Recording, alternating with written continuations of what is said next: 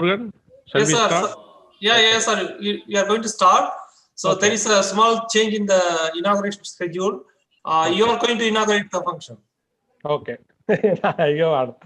Okay. Sir, just a minute, sir. I will give instruction to my student who is going to do the MC. Okay. Bharati, can you hear me, Bharati? Yes, ma'am. Yes, ma'am. Bharati, father is in urgent meeting, so father is not inaugurating. Okay, Professor Ramesh sir is inaugurating. So you change program schedule. Okay, ma'am. Okay. Yes, ma'am. Okay, So the schedule goes like this: prayer, welcome address by Ruben sir, introductory note by Dr. Mail Murugan sir, inaugural address by Ramesh sir, and then straight away we are starting our technical session. Okay, ma'am. So since Professor Segar is online, maybe we will invite you to say a few words. Okay. Yeah. Please, after the inaugural address, please ask Ramesh sir, Shekhar sir to say a few words. Presentation, okay? Ma'am, echo dikki pesradhu, ma'am. Echo. Yeah. Maybe you can. Yeah, I got my call and join again.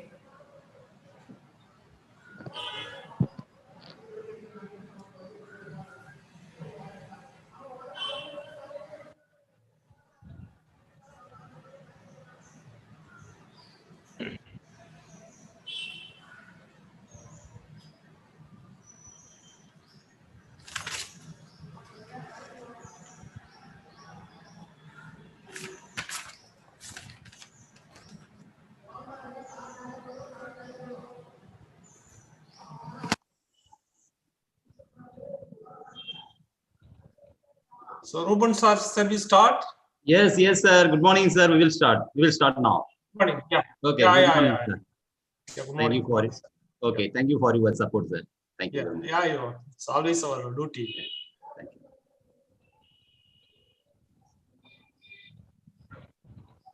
Sir, shall I start?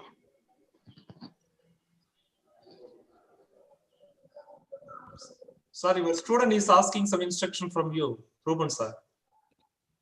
Hello, sir. Your student is asking some instruction from you. Yeah, ma'am. Shall I start? Yes. We will start. Yeah. Please. May the joy of life come. Okay, sir. May the joy of life come from the new opportunity in the young for each day.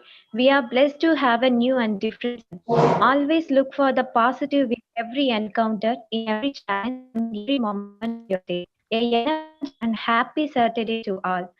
It's my pleasure to be a moderator for this e-workshop. I'm Bharati from 2nd BSc Chemistry on behalf of Department of Chemistry, St. Xavier's College. I would like to extend a very warm welcome to all of you for this e-lecture workshop on Advanced in Chemical Science. I hope this lecture will be beneficial for our students and staffs. Let's start this event with prayer. Prayer. Our Almighty God, who grants us to... Principal வந்து inaugurate பண்ற மாதிரி இருக்கு. Father இப்போ வந்து வரலன்றாரு. இந்த மீட்டிங்ல இருக்காங்க லேட்டா தான் நீங்க பண்ணுங்கன்றாரு. ஒருவாட்டி பெரிய ஆள் ஜாயின் பண்றேன்னு சொல்லி முதல் நாளே வந்து இப்போ இந்த டீம்ல முதல் நாளே டாக் மீட்டிங் தான் வச்சாங்க. என் பேர தான் கூப்பிடுறானுங்க. அந்த பதட்டத்துல நான் சொல்லவே என்னோட அட்ரஸ் பண்ண என்ன கால் பண்ணானுங்க. அதுக்கப்புறம் கூப்பிடுறாங்க. ஐயோ நான் தான் பிரவீன்குமார் ஆரம்பிச்சு சொல்லிட்டு அதுக்கெல்லாம் பேசுறேன். அந்த மாதிரி பதட்டம் தான். திடீர்னு வந்து எம்எஸ்சிக்கு மேல பிஎஸ்சி சொல்லிச்சிருக்கீங்க. டாக்டர் ஜெயக்குமார் மறக்கிற அளவுக்கு ஆர்டரும் எப்படா நம்ம அடிச்சு சொல்ல இத்தனைக்கு அந்த ஆர்டரும் வந்து முதல்ல சொல்லிட்டானுங்க. சொல்லுங்க. Prayer. Our Almighty God, who grants us the grace and strength we need each day, we thank you for giving this pleasant new day again. We feel very blessed that you have opened our eyes and waking up us every day by forgiving our sins, feeding us, protecting us with your true love. We praise you and give you thanks for each and every blessings you are pouring on us. This is the day that you have made for us. Help us to rejoice and be glad in it. Let your presence be with us throughout this meeting. Bless all of us and make this day a good day. Amen.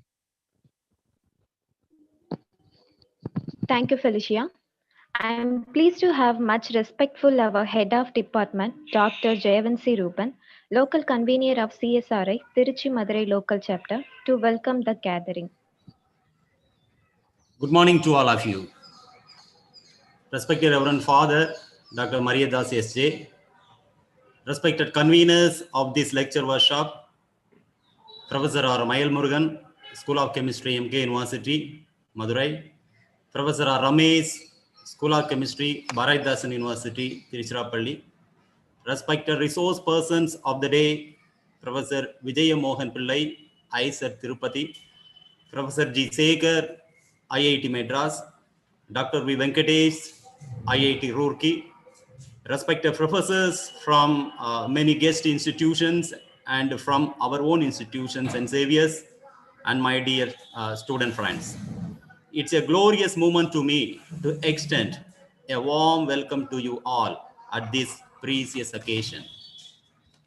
Dear friends, what a volatile year 2020 has been for the educationalists. Early this year, the COVID-19 virus started spreading rapidly throughout the world, leaving everyone worried about the future of student community in the context of their education. Now, at the end of this year, we once again look forward with hope towards educational revival. In these times, continuing to stay healthy and trigger the empowering process of students and academicians is important. That can help us to achieve our goal. Department of Chemistry, St. Xavier's College has conducted number of programs during this volatile period, and we have successfully navigated through this situation.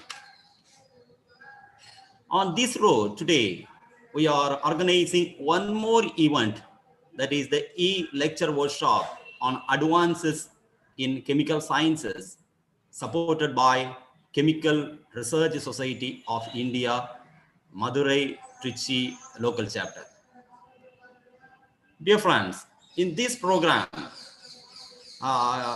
actually, we invited our father principal as he has some other program in this time. It is unfortunate for us that father is not with us.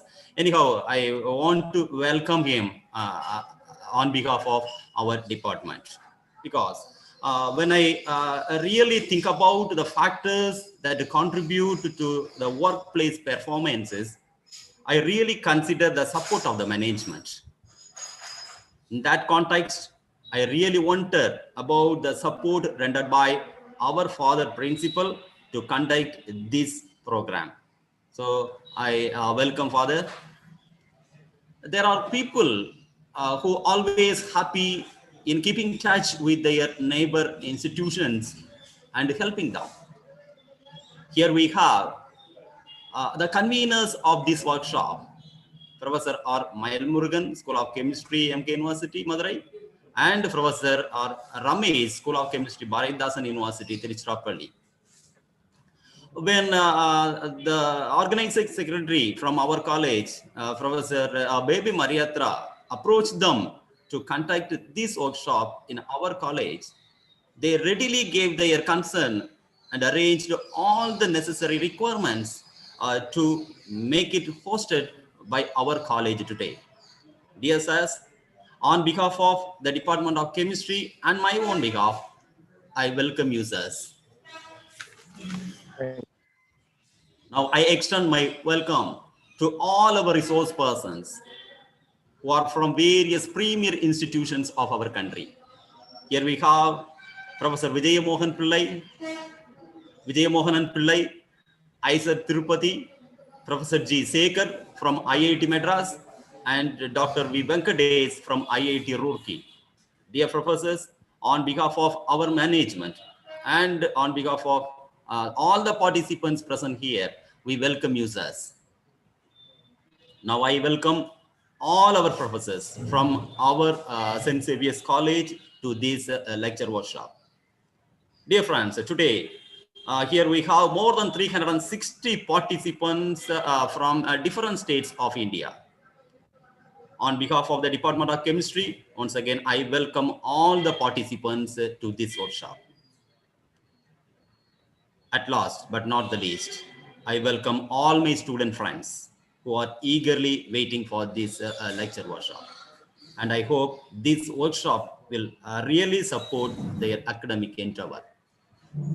Once again, I welcome all of you and I thank the department for giving this opportunity to welcome the gathering. Thank you, one and all. Thank you very much. Thank you, sir. Now I invite Professor R. Ramasamy Mailmurugan, Madurai Kamaraj University, convener of CSRI Madurai Trichy local chapter, has completed his PhD in Bharathidasan University. He publishes more than 40 papers and attends to more than 30 lectures. He was awarded by CRSI Bronze Medal in 2010, Fulbright Scholar Award in 2014, Fulbright Outreach Fund in 2015, DST Young Scientist Award in 2018, and also he had significant responsibilities as University Nobel Officer for UGC and UGC Student Grievance Redressal Officer. Now I invite Professor R. Ramasamy Mailmurugan to present the introductory note. Please, sir. Thank you.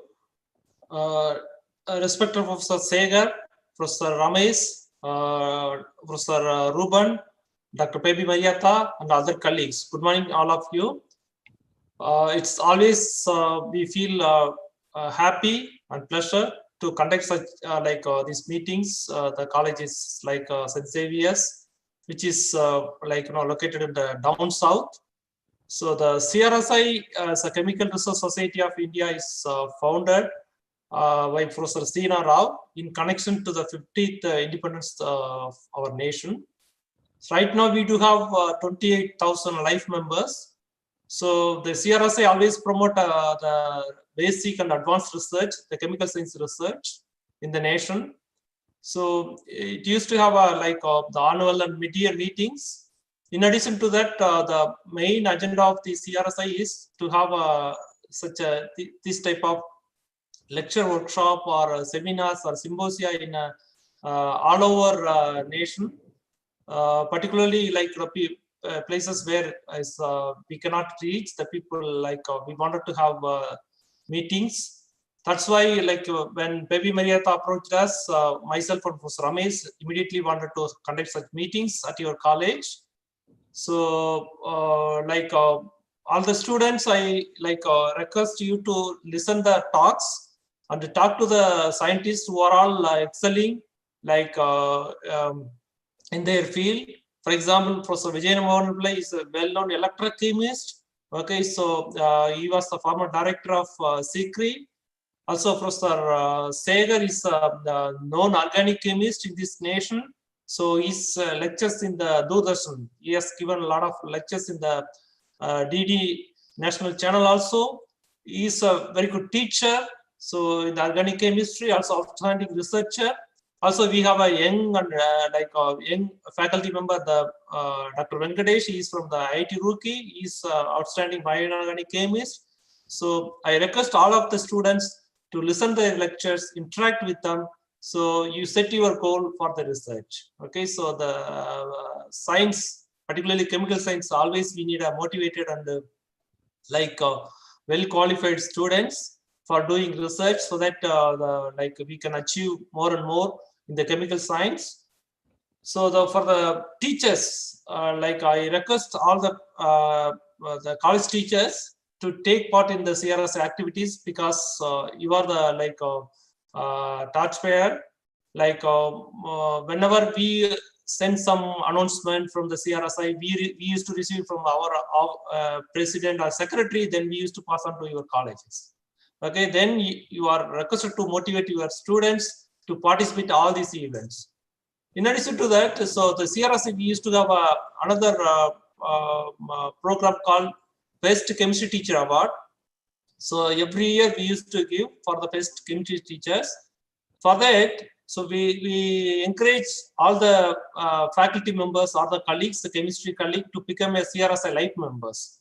So for the college teachers, it's a discounted membership.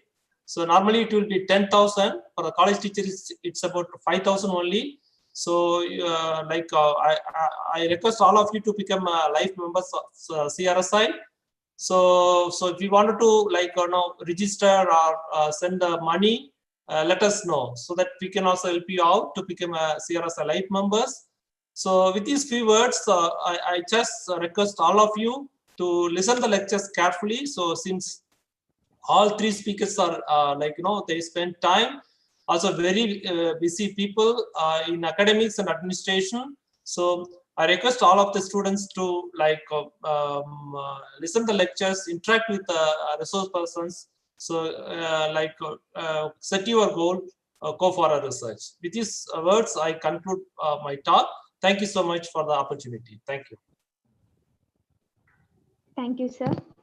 Next, I invite Dr. R. Ramesh, who is convener of CSRI, has completed his PhD in Bharathidasan University. He publishes nearly 98 publications and attended about 70 national and international conferences. He was awarded by CRSI Bronze Medal in 2021, Tamil Nadu Scientist Award in 2016, Fellow Academy of Science, University of Madras, INSA KOSEF Visiting Fellowship Award, South Korea in 2004, INSA NRF Visiting Fellowship Award, South Korea in 2010, Senior Research Fellowship Award, CSRI in 1993, Gold Medal in BSc Chemistry in 1985. He is member in American Chemical Society, Life Member in Chemical Research Society of India. It is my pleasure to introduce such a valuable personality. I invite Dr. R. Ramesh to present the inaugural speech. Thank you. Please, sir. Yeah. Thanks for the introduction. Professor Shekhar from IIT Madras, and Dr. Mailmurugan, Dr. Rupan, Dr. Mariatra, and other faculty members of the Department of Chemistry, St. Xavier College, Palayamkottai, and all the participants. Good morning to all. So indeed, I am very happy to inaugurate this one-day event on behalf of the Trichy Madurai local CRSI local chapter. In fact, all of you know that the CRSI, Chemical Research Society of India, is the biggest organization in India. And one of the important advantage of this is people may connect, people like eminent scientists, professors, academicians, research scholars, students, they connect in one roof, under one platform. So such a opportunity is given by the CRSI, and that is one of the significant contribution of the CRSI. And the main objective of the CRSI is to motivate the youngsters, particularly the undergraduate and postgraduate students, towards the field of chemistry. That is why we are conducting so many programs in colleges to motivate the youngsters, undergraduate and postgraduate students to go for higher studies, to motivate in the field of various field of chemistry. So recently, that is last month, we have conducted a National Chemistry Week. So under this 1 week program, 6 institutions were participated, three from Trichy and 3 from Madurai area, and we have successfully completed with the 18 speakers from all over India. So that the event definitely benefited the participants and how the research is going on in and around India. So the participants may know what is happening in India. So that is an excellent platform for the students to understand what is going on, what is happening, up-to-date information, etc. So as a part of our Trichy Madurai local chapter, now we wish to conduct this one-day event to the Department of Chemistry, St. Xavier College. So in this connection, I thank all the speakers, Professor Vijay Mohanan Pillai, Professor Shekhar, and Dr. Venkatesh for having accepted to deliver lectures for this today lecture. So as Dr. Mayil Murugan said, this is conducting only for the benefits of students. So the students must take care of the lectures and get benefited from the lectures. So further, I also extend my congratulations to the Department of Chemistry, particularly Dr. Ruben and Dr. Mariatra, for having organizing this event with the support of your management. So with this few words, today, who is giving the first lecture? He'll be Professor Vijay Mohan Pillai. Yeah. Okay. So with these few words, I hand over to the session to the organizer of this event. Once again, thank you all. Thank you, sir, for your valuable time with us and making us inspirational. Thank you, sir, once again. Let me welcome Dr. G. Sekar, professor from IIT Madras, a great organic researcher who will be one of the speaker for our technical session, to say a few words about this gathering and felicitate the inauguration ceremony. Respected principal, head of the department, faculty members, and students of St. Xavier's College, Palayamkottai, and conveners of CRSI Trichy Madurai local chapter, Professor Mayil Murugan of MKU, and Professor Ramesh of Bharathidasan University, and other speaker of this workshop. Very good morning to all. As Joint Secretary of CRSI, first I would like to thank St. Xavier's College, Palayamkottai for coming forward to organize this e-workshop. Also, the CRSI Trichy Madurai local chapter is very active in our region in activities.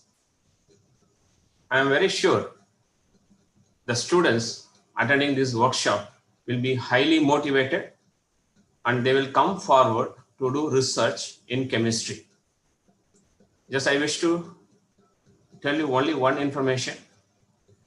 If you do PhD with your own interest, that means PhD with your heart and soul, I'm sure your life will be very bright. With very good PhD, you will be able to get very good postdoctoral position in abroad. In that case, you will have the opportunity to decide whether you want to settle down in any developed country in the world or you want to come back to India and serve to your country. With this short message, and I thank the organizers for having me in this inaugural section and lecture.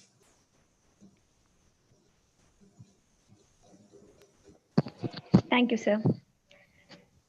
Let's now we move into the waiting technical session. It is carried through 3 lectures given by 3 lecturers. I invite Karthik to introduce the research person. Bharati, shall we wait for a minute? Sat has not yet come. Yeah, I'll call him. Okay, ma'am. Okay, ma'am. Yeah. That he'll be coming on time. I'll call him. Oh, I see. Mail Murugan sir, I think he's in. He joined, sir. Yes. Good morning, sir. Mute. Yeah. Yes. Good morning. It was mute. Yeah. Good morning, sir. Good morning. Everything is fine. Inauguration is over. Yeah, over, Yes, sir. Now it's your time, sir. Okay. Good. Very good. Bharati, you can start. Okay, ma'am. So are you able to see me clearly? Sir, just a minute, sir. One student is going to introduce you to the student, sir. Yeah, The but participants. I want to make sure I am audible and also you are able to see me. These two. Yes, Yes, sir. Okay. Good.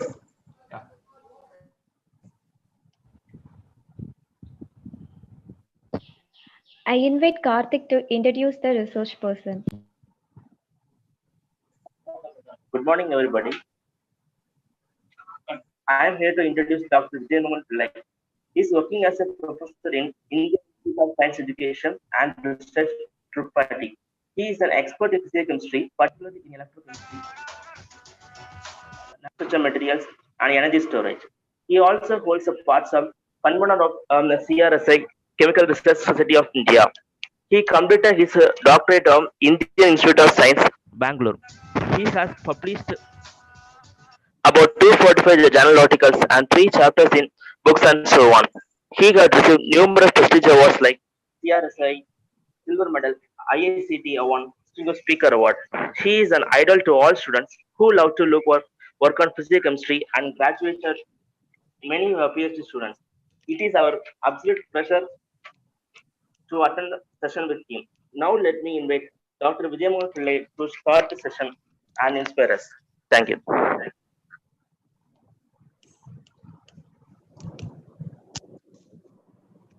Yeah, just give me a minute.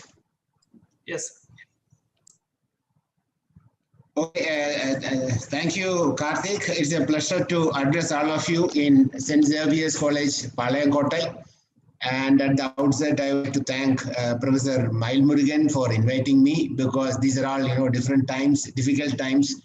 All of us who are involved in research and education, we face many difficulties, uncertainties. However, we have to be optimistic. We also have to make sure that the disruption of the education system by a pandemic will not affect us irreversibly. That's why I told Professor Mail Murugan that I would be happy to address students, irrespective of whatever background, irrespective of where they are, because we are all chemists. Chemists have something unique to skill molecules. Molecules will form materials. And these molecules are important for various purposes, including to fight with the pandemic. That was the reason why I thought I should talk to you. Let me share my screen. I think the host has disabled. Probably host has to enable me. Then only I can share my screen. So, Dr. Pepi Marietta, can you take care? Yes. Yeah. Because I thought I would talk to you about the joy and fun of doing chemistry. Although the joy and fun is one side, but we also should help the society to recover from the adverse impact of pandemic. Whether it is medicines, whether it is mask, how do we make a mask? Polymer chemists will come and make 1-layer, 2-layer mask. Similarly, there are many things where chemistry can be helpful to fight with the pandemic. At the same time, we have difficulties. We can't conduct laboratory work. We can't go to our university. So let me now start sharing the screen.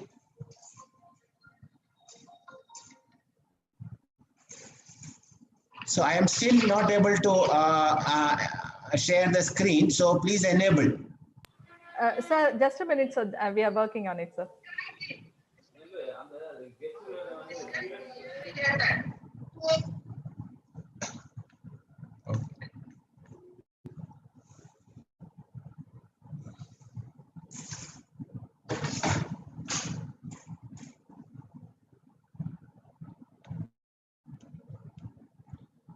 Yeah, so while they enable me sharing the screen, I'm sure a large number of students are there. Make sure that you, whatever doubts you have, put it in the chat box. So I can see the chat box and answer. Only thing is, I have another meeting at 10:45. So by 10:30, 10:35, I should be able to leave. I had come to Palayamkottai, not to this college, but some other college when I was there in Central Electrochemical Research Institute, Karikudi. So I'm familiar with the local place.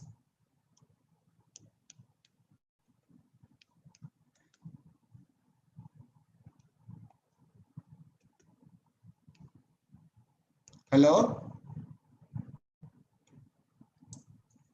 Sir, we are listening. I think they are working on enabling you to share the slide. Yeah, that is fine. Otherwise, I can send my slides to you, and one of you can also enable, because the speaker can't, share the screen. Yes. For them also it's new, just. Okay, so I thought I would tell you how COVID-19 has affected the functioning of chemistry laboratories. We can't go to lab, that is a major thing. We can't go to your university, can't go to your college. So teachers and students should have classes from their home.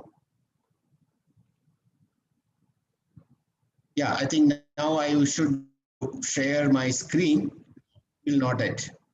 They just have to enable instead of disabling. Or they must quit and then put me as host. That is another possibility. Had we anticipated this, I would have sent my slides to one of you. That was another possibility. Because every day meeting. Dr. Baby Marietta, have you noticed? Have you noted down? Otherwise, add Sir as a host. Yeah, just make me as a host, and then after my lecture, you can, remove me as a host. That is another possibility. Just a moment, sir. Yeah, I will call them.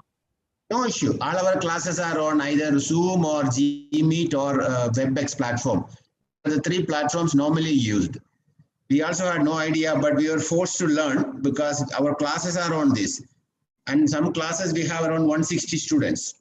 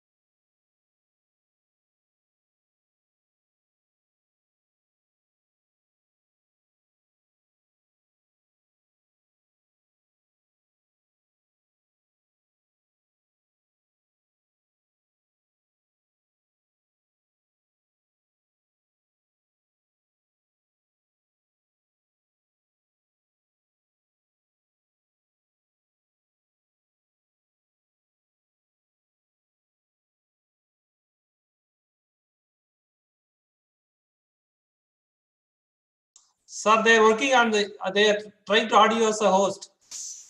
So sorry for the that. Okay, no issue. Yeah. So from the college, everyone working from the remote. Okay, no problem. Don't worry. I can always tell you, how chemistry helps to fight with the pandemic. Yes. They will add you as a host soon. Yeah. So about 350 participants are there, sir. The YouTube, around 300 students are watching.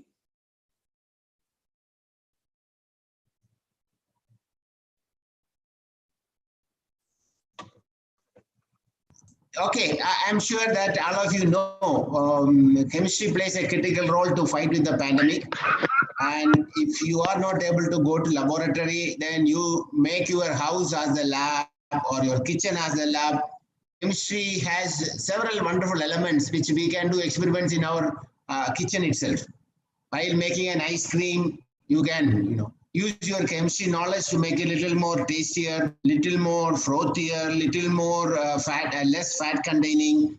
This is what is chemistry. Similarly, when some of you are making a bread brown or a fish grilled, again, what is happening? So look at every aspect of your life, chemistry has an impact.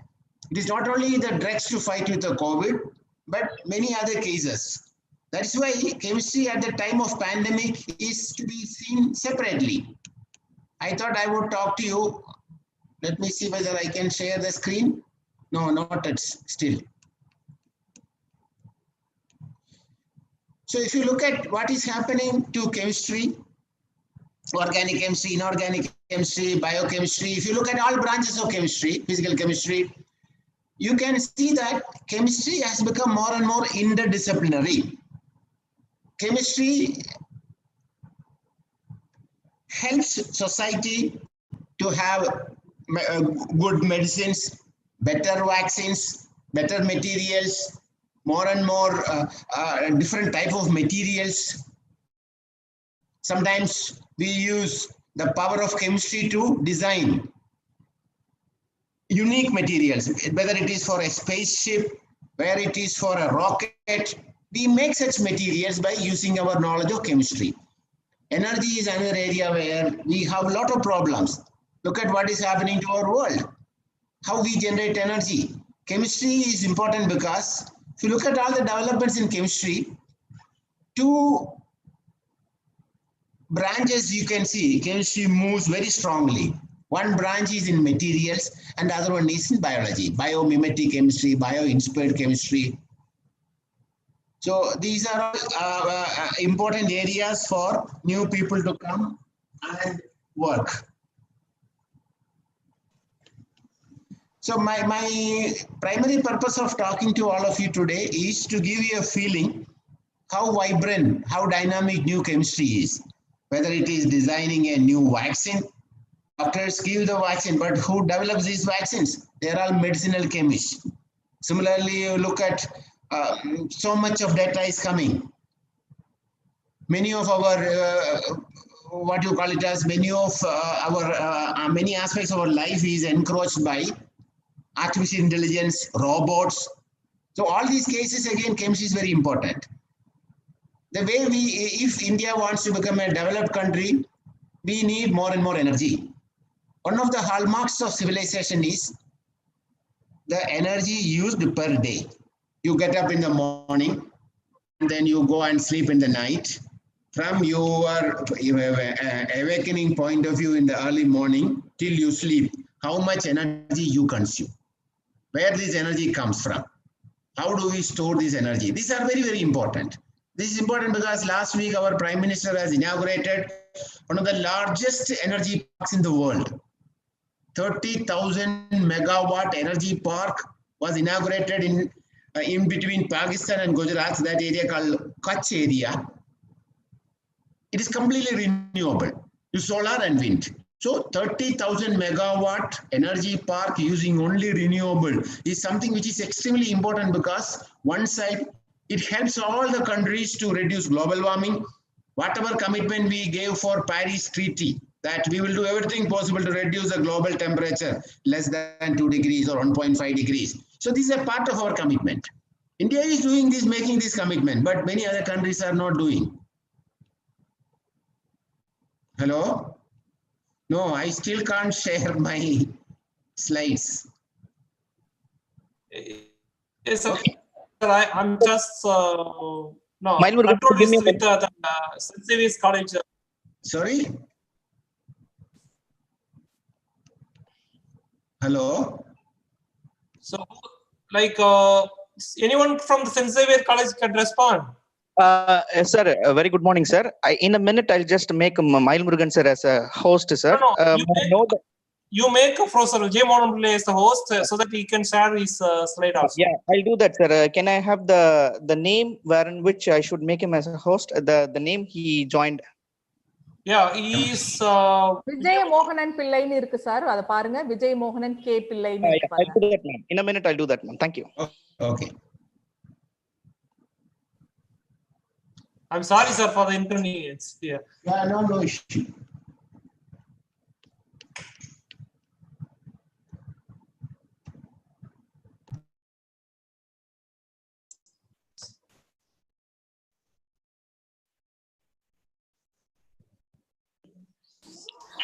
Sir, can you just take it up, sir?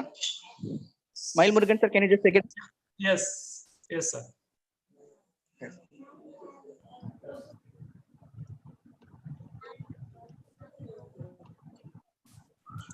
Yes, I'm the host now. Sir, would you be able to share the screen now? Yeah, try. Only you.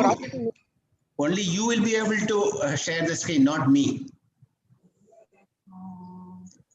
No, Dr. Jacob, can you add Sir as the host so that he can share his slide? Sir, yeah, I made him the host, but I don't have the PPT of him. Therefore, I'll just get to you soon, sir. You please continue as a lecture. I'll talk to and I'll just add you, sir. No. If you like add Sir as a host, then he can share his slide from his computer itself. Yeah. I made him the host. Sir, then would you be able to share the slide, sir? 1 second.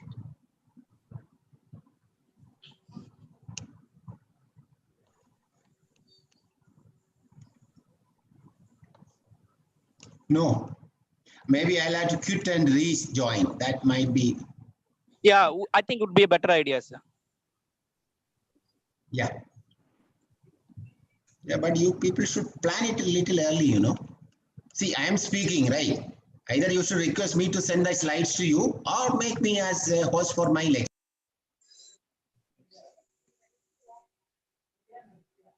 Sorry, sir, for the inconvenience. Sorry, sir.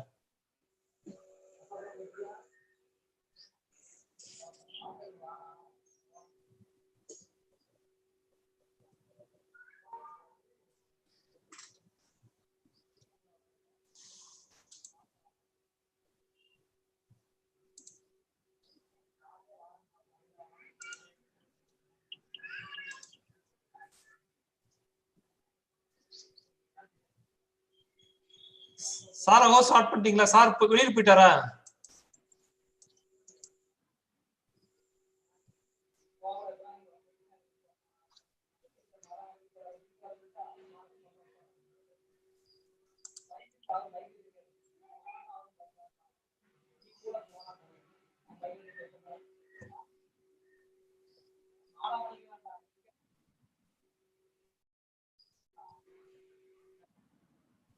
Sir, have you joined, sir?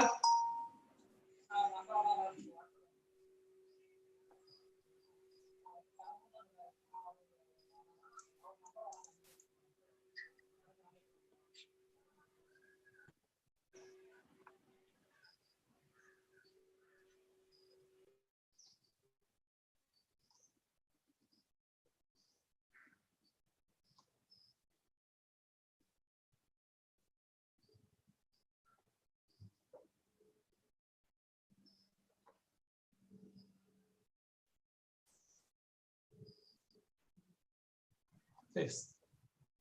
Yeah, I still cannot share the screen. Sharing the screen says the host disabled participant screen from sharing. Yeah. Dr. Jacob,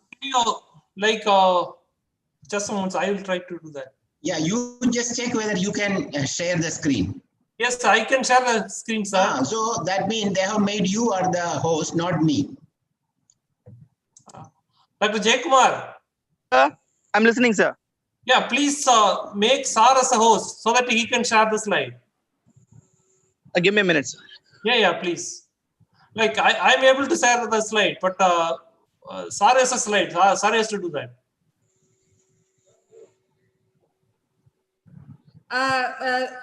மயில்முருகன் sir sir இப்ப வந்து பண்ண முடியுமான்னு பாருங்க. Sir இப்ப share பண்ண சொல்லுங்க. Sir, can you check now? Yes, I can. Yeah, now you have done it. Okay. I'm sorry for the Sure, no problem. Can you see my screen?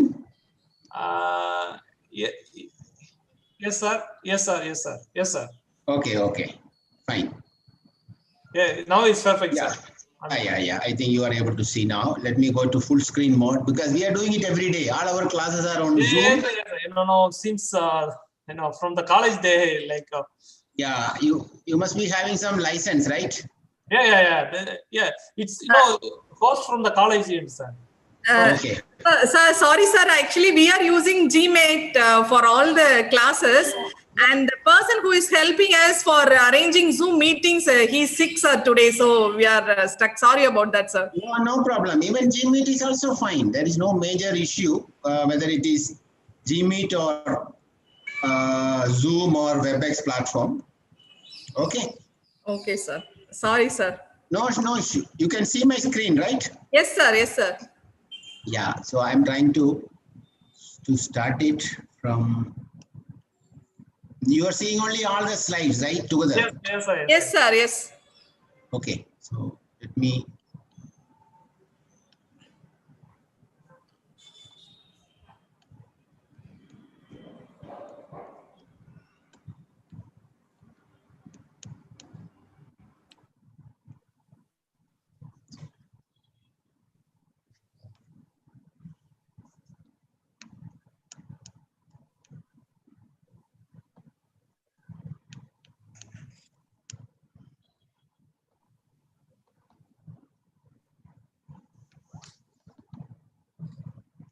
So you are seeing all the slides together, right? Yes, sir. So okay.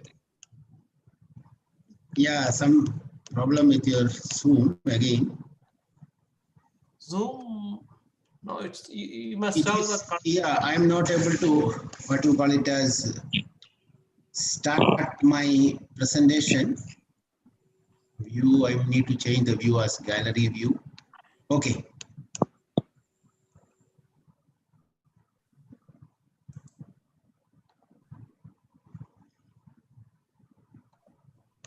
Yeah, I think it's fine. No problem. Okay, yeah, we are starting now. I'm sure all of you can see. Your Hello? slides. Yes, your slide not yet, sir. Not yet. It's coming. Not really, sir. Not. Yeah, yes, sir. It's not. I'm not seeing your slides, sir. You are seeing only my first slide or all slides? The setting option. No slides I'm seeing, sir. Oh, you are not seeing. Share பண்ண ஆரம்பிச்சிட்டானா கஷ்டமாயிடும். அதான் நான் all participants கொடுத்துட்டேன். ஏன்னா இருக்கட்டும். ஒன்னு யாரும் பண்ண மாட்டாங்க. ஆமா, one participant can share at a time. No. Sir, otherwise, like remove sharing, then do it again, sir. Sometime I don't know. No. Now we are seeing, sir. You are seeing? Yes, sir. Now we are seeing, sir. Okay. But you are seeing all slides, right? Yes, sir. These should be done from your computer, sir. Like No, my computer, but it's okay. Yeah. Yes, sir. Now it's fine. Yeah. Sir. Now it's okay? Yes, sir. Yeah. Okay. You are able to see, right? Yes, sir. Okay, fine. So let me start with that. Yes, sir. Slides, so you maybe put it in slides also. Yeah. Okay, yeah, sir. So my idea was to tell you how to do in the time of pandemic. I come from ISA Tirupati. I had been at Central Electrochemical Research Institute, Karaikudi, and for almost 7 years. Before that, in National Chemical Laboratory, Pune. ISER is a new institute where science gets so much importance. We have BSMS, integrated PhD, and postdoctoral courses. So these are all the programs available. I'm sure you have heard about ISER as an institution.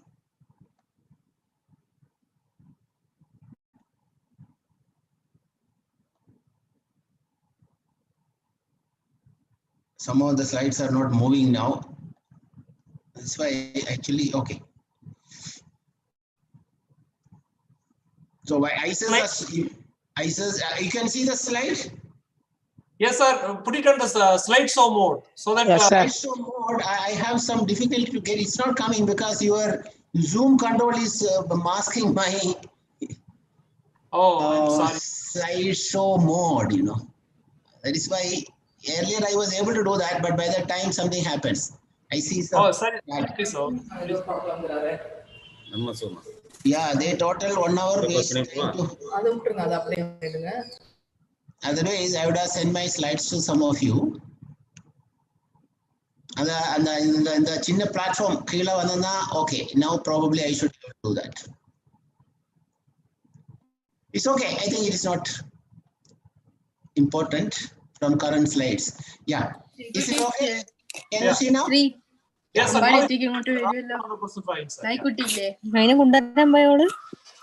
You are able to see this slide, right? Yes, sir. Yes, sir. Oh, fine, sir. Okay. Okay, fine. Yeah. So I just want all of you. Yeah, please mute all the participants. I want all of you to see that COVID-19 has affected our life in such an irreversible manner, killing almost 1.6 to 1.7 million people globally, affecting almost 75 million people. So we even say that planet Earth is closed for repairs, and it's all human-made. It never in the history of universe this type of a pandemic has come. Pandemics were there, Spanish flu, there are many other, influenza, many type, but affect the entire globe. Such pandemic had never happened in the history of universe. Universe is 13.7 billion years old. You can see from the Big Bang, we are now here today. First, there were only physics, high energy physics, and eventually physics paved the way for chemistry. After chemistry became biology, evolution, and now we are here. So this is the reason why no matter what happens, the pandemic will leave its footprint on our life. All our life, education, health sector, transportation, everything has been affected by the pandemic. This is the reason why chemistry, if you want to do chemistry, you want to study chemistry, you want to do experiments, the fun and joy of chemistry if you want, then how do we do it? Although pandemic will not allow us to go to have normal classes, we only have e-platforms. That is why India just like many other countries, we have been affected. But there are some good points. What are the good points? Chemistry has become much more important to society. Chemistry and in science in general, because everybody now knows hydroxychloroquine. A lot of people were talked about hydroxychloroquine, newspapers write about hydroxychloroquine. So uneducated people are asking, what is hydroxychloroquine? So anybody knowing little chemistry, they will say, what is special about hydroxychloroquine? Trump has taken hydroxychloroquine. India is not supplying hydroxychloroquine to a country. So chemists in general and medicinal chemists, organic chemists, they got a little more respect because the COVID is a plus point. Similarly, pollution has disappeared in many countries. China closed all the factories. India, production has closed. But the quality of the air, the quality of the water, quality of the environment has increased. That is another important aspect of the COVID. Of course, there are many ways of preventing COVID. I am sure all of you know about it. Mask and then, reduce interaction between people. Transportation should be stopped. Movement should be stopped. Life has become such a mess. Economy has affected so adversely that we can't continue. That's why we need to look at this. So many chemists, especially polymer chemists, designed new type of mask material, layer by layer, 1 layer, 2 layer, 3 layer which will allow oxygen to go through, but will try to stop bacteria and virus. Such N95 masks become very important. People use 3D printing to make such masks. Personal protection kits, again another major invention of chemists. Chemists come up with all type of, sometimes your face shield, a very nice polymer is there which will not allow you to have any bacteria to cross that. Similarly, personal protection kits, sanitizers, the chemistry of sanitizing. So chemistry has got more and more respect from society. Many people have started using bleaching powder more and more. How does bleaching powder come from? Brine electrolysis, sodium hypochlorite. So electrochemistry became very important because many chemical industries started producing more and more bleaching powder. These are all some of the aspects of chemistry getting more dignity and more respect from society because of COVID. Transportation sector also got terribly affected. For example, you can see people are not cut down by traveling, but the number of people traveling in aircrafts dramatically reduced. You can see now, this is an image, Thursday, 18 April 2019. You see how many lives, all these are flights. Look at 16 April 2020. After 1 year, you look at very isolated. Most of the people are, almost all airlines are always, having so much of loss, because whether it is Indigo, Air India, you talk about Air India, otherwise also loss making, but many other countries also you will see. This is why the life was disrupted by pandemic. Our education sector is another area where you can see. So under these conditions, how do we study chemistry? How do we do laboratory experiments? Chemistry has become digital classes, in person or online teaching, or sometimes hybrid teaching. Experiment procedure will be given to you. You go to your kitchen, start making some acids, bases, maybe take vinegar, maybe take some bicarbonate, or make some flowers, put it on a sheet of paper and make a pH paper, put some tamarind, find out. So the chemistry always, chemists always know, do such experiments in the kitchen. Make one egg, dissolve it in, let's say, put it in vinegar for some 24 hours. You will see all the calcium can become very soft. So you use your imagination to set new type of experiments. You can even use filter paper, keep it at home, make small devices, make a small line of hydrophobic, hydrophilic. So many experiments can be done at home. That is why you can see these images. All the labs are closed. Even the institute itself is closed. Nobody in the academic institutions. At the same time, we need to make sure that we study. That is why the pandemic has created havoc in every stage. However, you have a good mobile phone, and if you have access to your kitchen, a lot of experiments can be done. This type of experiments, in addition to this type of experiment, you can also have virtual labs. Virtual labs are also coming up. At the same time, please understand, chemists fight with the COVID on various platforms. One way is you can also work on biosensors to detect viruses, new sensors which can create you rapid testing. People do saliva testing, blood testing, but please remember that almost all these tests are done by biosensors. More accurate, more easily deployable, more scalable virus, antibody testing kits are to be developed. Again, for that, you need a lot of chemistry, biochemistry, physiological fluids, what are the composition in that. You need to know electrochemistry, because most of these sensors, either optical sensors or electrochemical amperometric sensors, they are there. Antibody detection is always done by using electrochemical sensors. So these biosensors you need to develop. So once a research goes on to stop the virus, to detect the virus, and also make a cocktail of antibodies so that immunity becomes more stronger. So these are all areas where people try to work. For example, we are now very proud that we have 3 types of vaccine. All 3 vaccines are to be very, very effective. One of the vaccine comes from China's CanSino Biology lab. They have done some collaboration with Oxford University, AstraZeneca. This is one. But there is also another important vaccine from Pfizer and German biotech. Now, we know that we have 3 vaccines available, but the efficiency varies. Some of them are 94%, some of them are 90%, and most of these vaccines require 2 shots. That means first you have an injection, after 2 weeks or 3 weeks, once again you have an injection. So these are coming after stage 3 clinical trial. That means large number of people, 30,000 people will be tested by giving the vaccine and also a placebo. So please understand, these are all again related to chemistry. That is why chemistry is the only area where whenever a global problem comes, whether it is pandemic, whether it is some other energy problem or water problem or mysterious disease problem, chemists come to help the society. Pfizer's vaccine, the only difficulty with the Pfizer's vaccine is that it needs to be stored at -70. Storing a vaccine at -70 means you need to have at least liquid nitrogen type of a system, liquid nitrogen containing carriers. So storing and transporting these vaccines is a problem compared to the other one. But I'm sure that people are trying to solve this. So we need to be optimistic. Maybe within a month or 2, most of these vaccines will be distributed and the pandemic will be there little bit. It will slowly come down. Just like exponential increase in the spreading, we will hope that exponential decrease in its, spreading also will happen.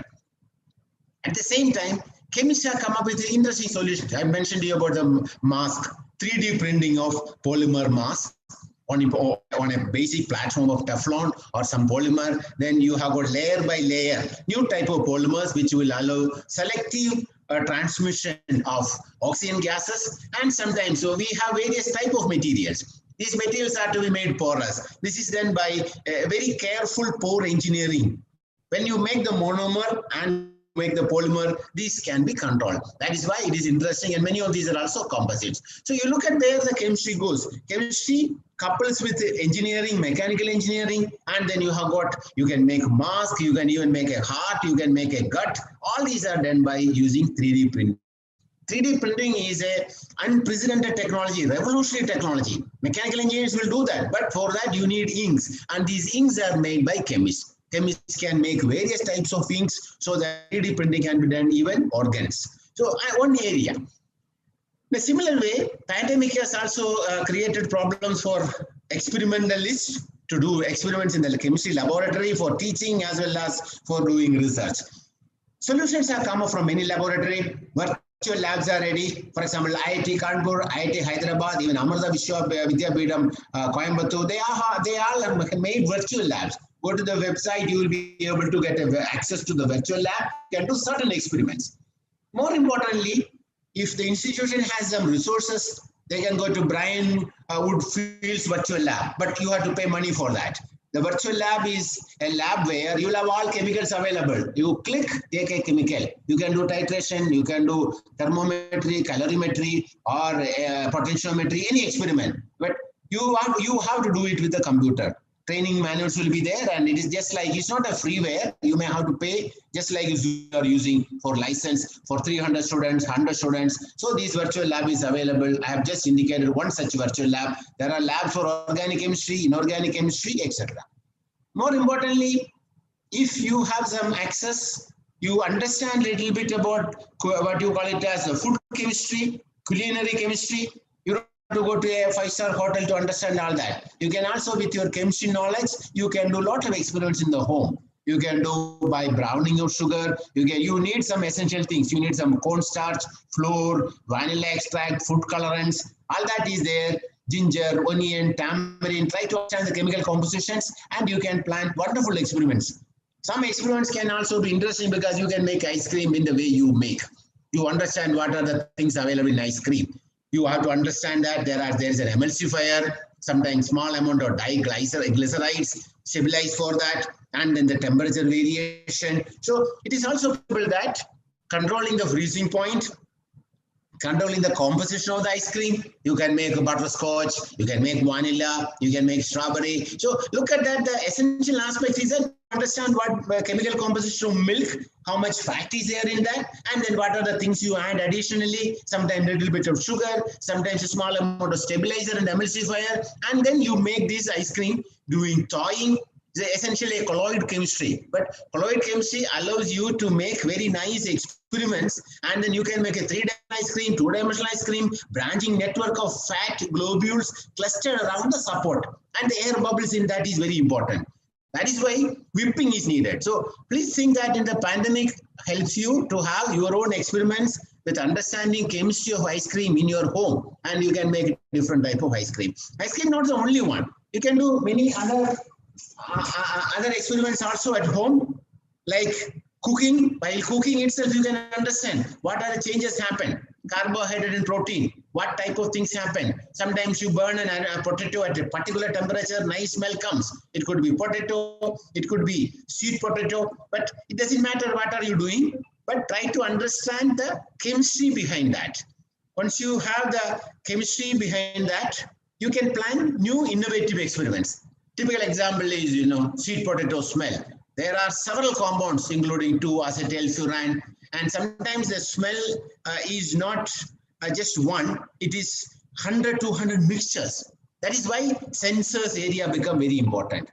Chemical sensors or electrochemical sensors, what do you understand as toasty, caramel, or smoky, consist of several antioxidants, several organic compounds, and it could be very, very interesting.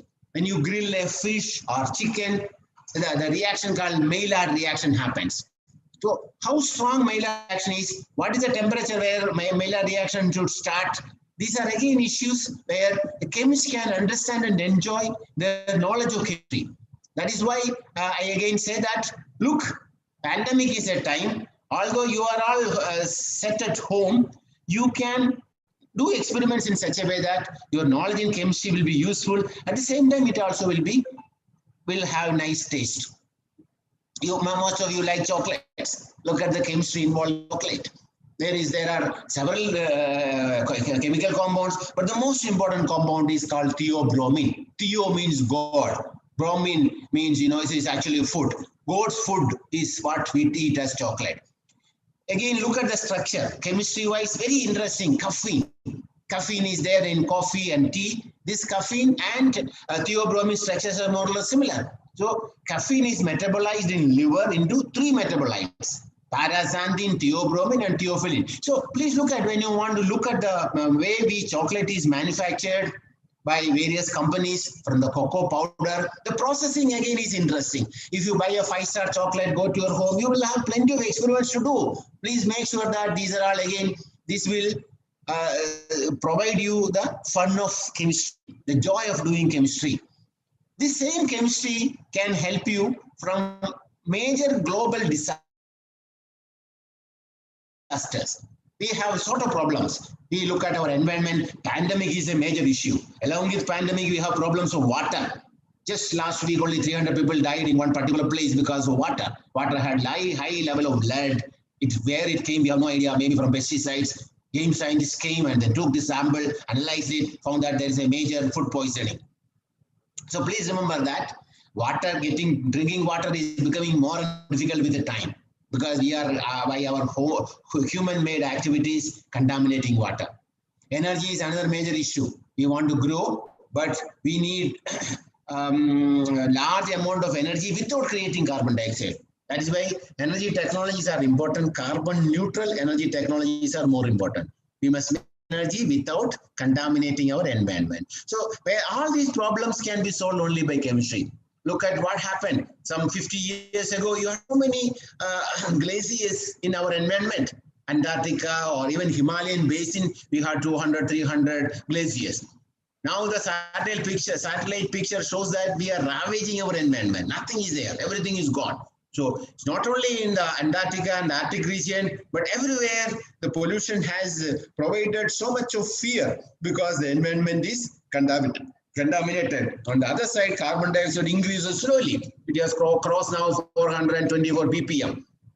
That is why everybody is worried about global warming. If the temperature goes 1.5 degrees or 2 degrees, many places will get submerged, including Sri Lanka and many other islands all over the world. That's why almost all countries came together, say that, look, we will do everything possible to reduce global warming. Climate changes we don't want. Unfortunately, it still continues. You can see all these fumes. If you look at from space and take a picture of our globe, you will see all these dark brown patches. This has come in some of the spacecrafts. They have taken the picture. Look at India also is not very unenviable, situation, because it is all very brown. Brownish patches indicate SO2, NO2. These are all after effects of man-made thing, anthropogenic, human-created problems. China also has come back for solution with this. China has huge air purifiers. Like, in big cities, they have a huge building, air is sucked and air is pure air will come out. So you can imagine, but this is also technologically not that great. One place you can demonstrate a 100-meter high air purifier tower in Xi'an or Shan, but you can't do it everywhere. It's not possible. To add on this, India has a lot of developmental aspirations. We have something like 1.38 billion people. It becomes 1.6 million. Another 5 years, India will overtake China in terms of population. At the same time, we want growth because cities are becoming more and more bigger. Villages are disappearing. People with average energy consumption of less than 1 or 2 kilowatt hour, they will consume more and more when you go to big cities. Mumbai is a city here, 24 million people last year. Now it will be more. And the city grows horizontally as as well as vertically. You can see now, so every city, this is another city, Delhi. Delhi is fighting with all other cities to become #1 in pollution, in population. Is fighting with Tokyo to become #1 in population, fighting with Beijing to become #1 in pollution. And I'm sure all of you know major problems, traffic block. And it's true for other cities. Population is increasing. Bangalore, 13 million. Chennai, 11 has become almost all now. Kolkata, Pune, another city where vehicles are more than that of people. You have 3.5 million people in urban Pune, but 3.62 million vehicles. You can see now, so all these are creating so much of problems for humanity. Humanity's growth, humanity's resources. Our pollution index is so poor, 155. China has a better one. And similarly, GDP also accordingly, partly because of the pandemic, but our GDP is lower than that of Bangladesh, you know. This is why there are one-side problems. And to solve these problems, we need more and more energy. The energy must be generated not in a damaging way to the environment. That's why we give so much of importance for renewable energy. India has a very good renewable energy policy. We are getting now almost 24% of energy comes from renewable, solar and wind. Again, I will skip all the details. Our Prime Minister has inaugurated now a 30 gigawatt energy park in Kutch. You can see. So renewable energy, solar and wind, we are reasonably doing very well. Whatever we committed in the Paris Treaty, we are on the way to fulfill it, and actually even we will overtake it. While US no, they have pulled down, they have come out of the treaty. Australia also came out. So US and Australia came out. China and Europe are still struggling. But please understand that these are all human-made activities, but our environment is for generation. So we talk about sustainability. So chemistry becomes sustainable chemistry, circular chemistry, circular economy. Chemistry plays an important role in circular economy. Circular economy means no wastes are generated. Material feedbacks are always closed. So whatever you generate, waste will not be generated because you will have zero effluent processes. So chemists and chemical engineers come together, use our knowledge to make a circular economy. So recycling will be there completely. Again, all this due to materials. So chemistry has played a critical role in making materials. You can, from a fundamental point of view, you can look at so many materials. Zero-dimensional materials, quantum dots, one-dimensional materials, nanotubes, nanowires, two-dimensional materials, nanosheets. Graphene is a typical two-dimensional material. You will see one plane, covalent bonds are there, they are very strong. In between there is weak van der Waals bond. So three-dimensional material is the normal material. And then you have got four-dimensional materials. That means materials which evolve over a period of time. So chemistry has become extremely important and enabling science, a central science to make such wonderful materials. Look at graphene as an example. 100 years ago, people could never believe that electron can move with close to the velocity of light in your table. You have a material on your table where electron can move with 1/100th of the velocity of light. With such a high speed mobility, transistors can be made. Nobody could even believe. Now, no. We understand that sp2 hybridized graphite you take, one layer of that you take it out, then it is called graphene. One layer, two layer. So one atom thick sheet of carbon, and everything is sp2 hybridized. We call it as graphene. The electron moves in this with such a tremendous speed and efficiency. We call these electrons as Dirac fermions. Dirac fermion because relativistic speed they go. That means, you know, mass will change with respect to velocity, just like what we do in relativity.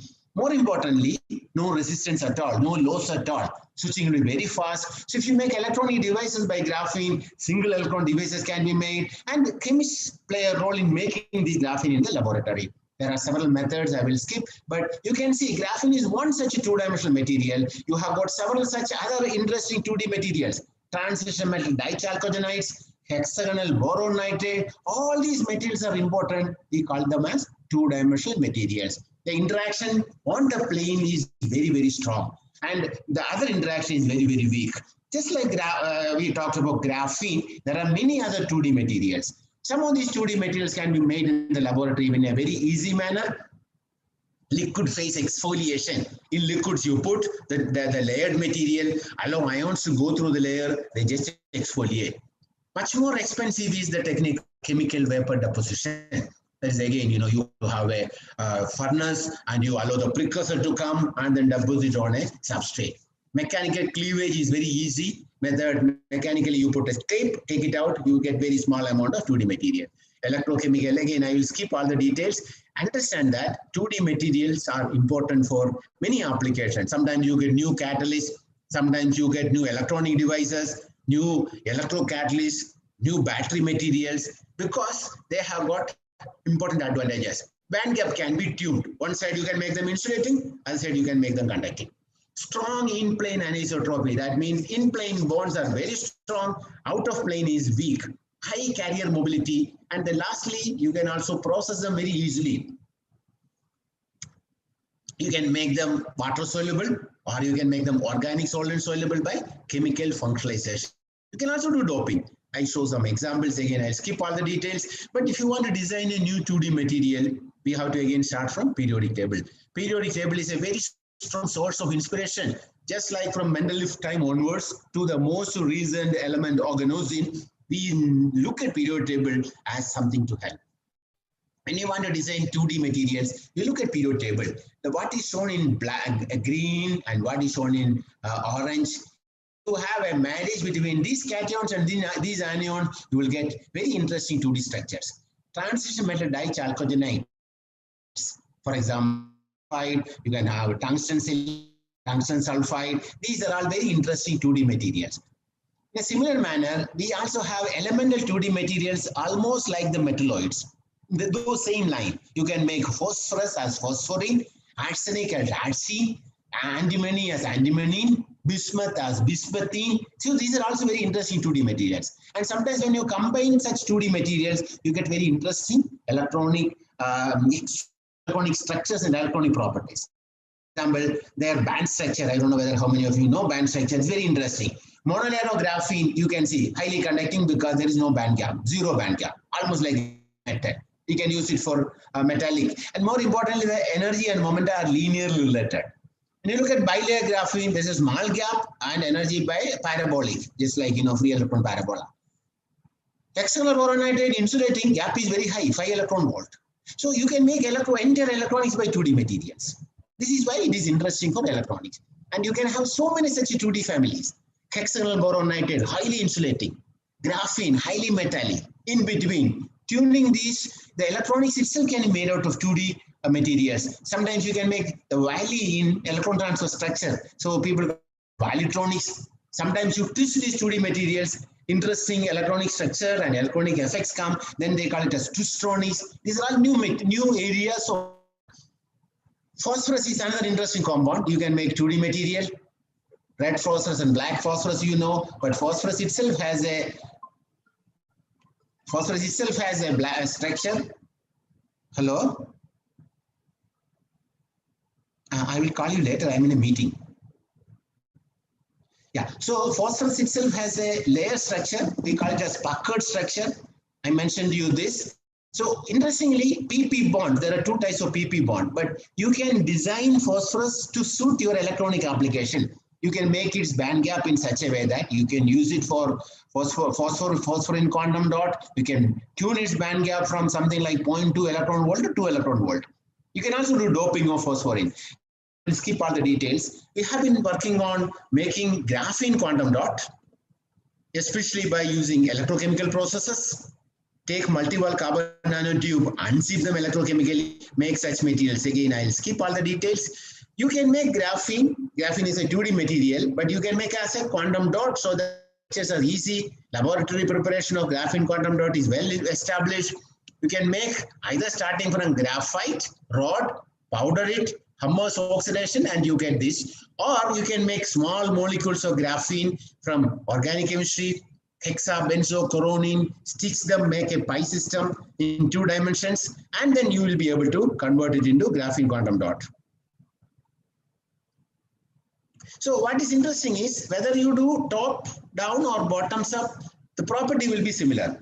You can make graphene quantom dot or emitting. When you make in the laboratory, take graphite powder, make a small powder, put it in potassium permanganate or potassium permanganate or potassium dichromate, and then oxidize it, take it out, adjust the pH, reduce by sodium borohydride, you will get graphene quantum dots or any other reducing agent. it looks like this, and put a UV light, you will get a light emission. So luminescence is very important. Luminescence indicates you the size. You can make graphene quantum dot of various sizes, 2 nanometer, 5 nanometer, 8 nanometer. Accordingly, the light emission will vary. Sometimes while making graphene quantum dot, you can dope them by heteroatom. For example, here, electrochemically we prepare graphene quantum dot. You take, actually the starting material is multi-wall carbon nanotube here, coat it as an electrode, apply electric field. You do it in a solvent which will decompose and generate nitrogen, such as DMF. You will get nitrogen doped graphene. So you can see in all these red dots on the edges are nitrogen. Nitrogen is doped on graphene quantum dot. Band structure changes, band gap changes, properties change, electrocatalytic properties change. And only thing is it should be very small, so that 2-3 layers, then only you get almost all interesting properties. Look at here, transmission electron micrograph gives you the size. Atomic force microscopy again gives the size. Sometimes these structures are not very stable, so you protect them by amine, do-decyl amine capped graphene quantum dot. Don't worry all this. Just make sure that you can make interesting 2D materials by using these general methods. Molybdenum sulfide is again an interesting material, quantum dot. Electrochemically, you can make molybdenum sulfide quantum dots also. Tungsten sulfide is another material. Again, I'll skip all the details. I just want to give you a feeling that there are interesting two-dimensional materials. Electrochemically, you can make these two-dimensional materials. Two-dimensional means only on the plane, but you can make them so small that the curvature will play an important role and you get a quantum dot.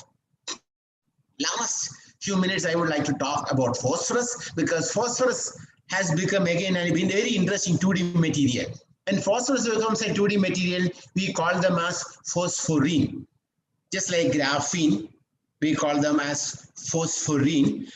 Phosphorine is again an interesting 2D material. Look at, you know all about phosphorus, red phosphorus, black phosphorus. Phosphorus invention itself is very interesting because people were knowledgeable about phosphorus rocks, rocky, phosphate, but they had no idea.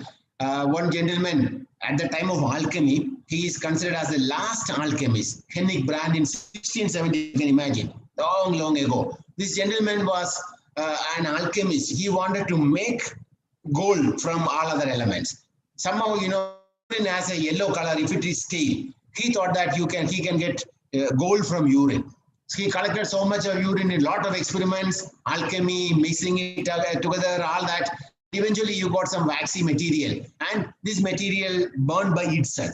That is how it was called as phosphorus, glowing element, bearer of light, etc. So first, phosphorus was isolated by human urine, but you need so much of urine. So when the property of spontaneous combustion was invented, kings used to tell that collect all the urine of soldiers. So they called so many soldiers, collected all the urine, did experiments. This happened in 1650s, 1670s, 1680s.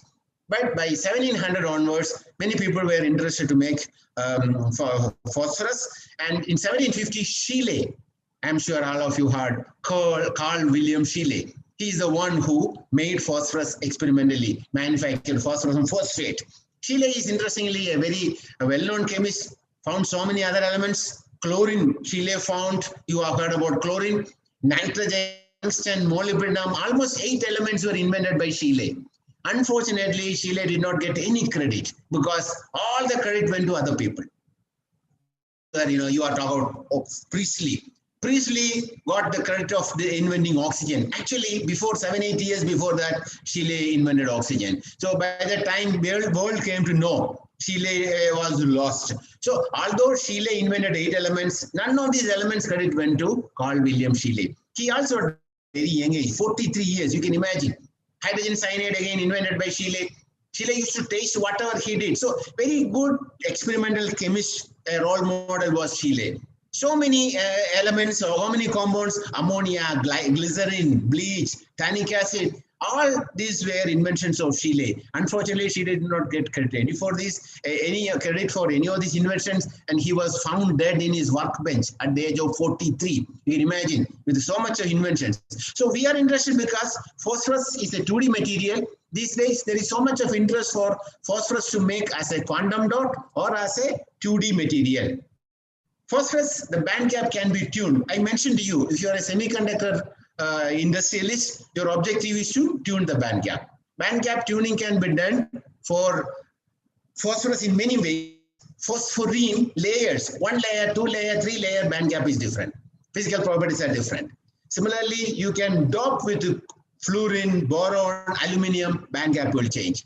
Intrinsically, phosphorine itself, there are various sites. It's also a very good catalyst, photocatalyst, electrocatalyst, and a good heterogeneous catalyst. Because the sites of phosphorus on the edges, you can look at that. They are all very interesting they are all very interesting as active catalysis.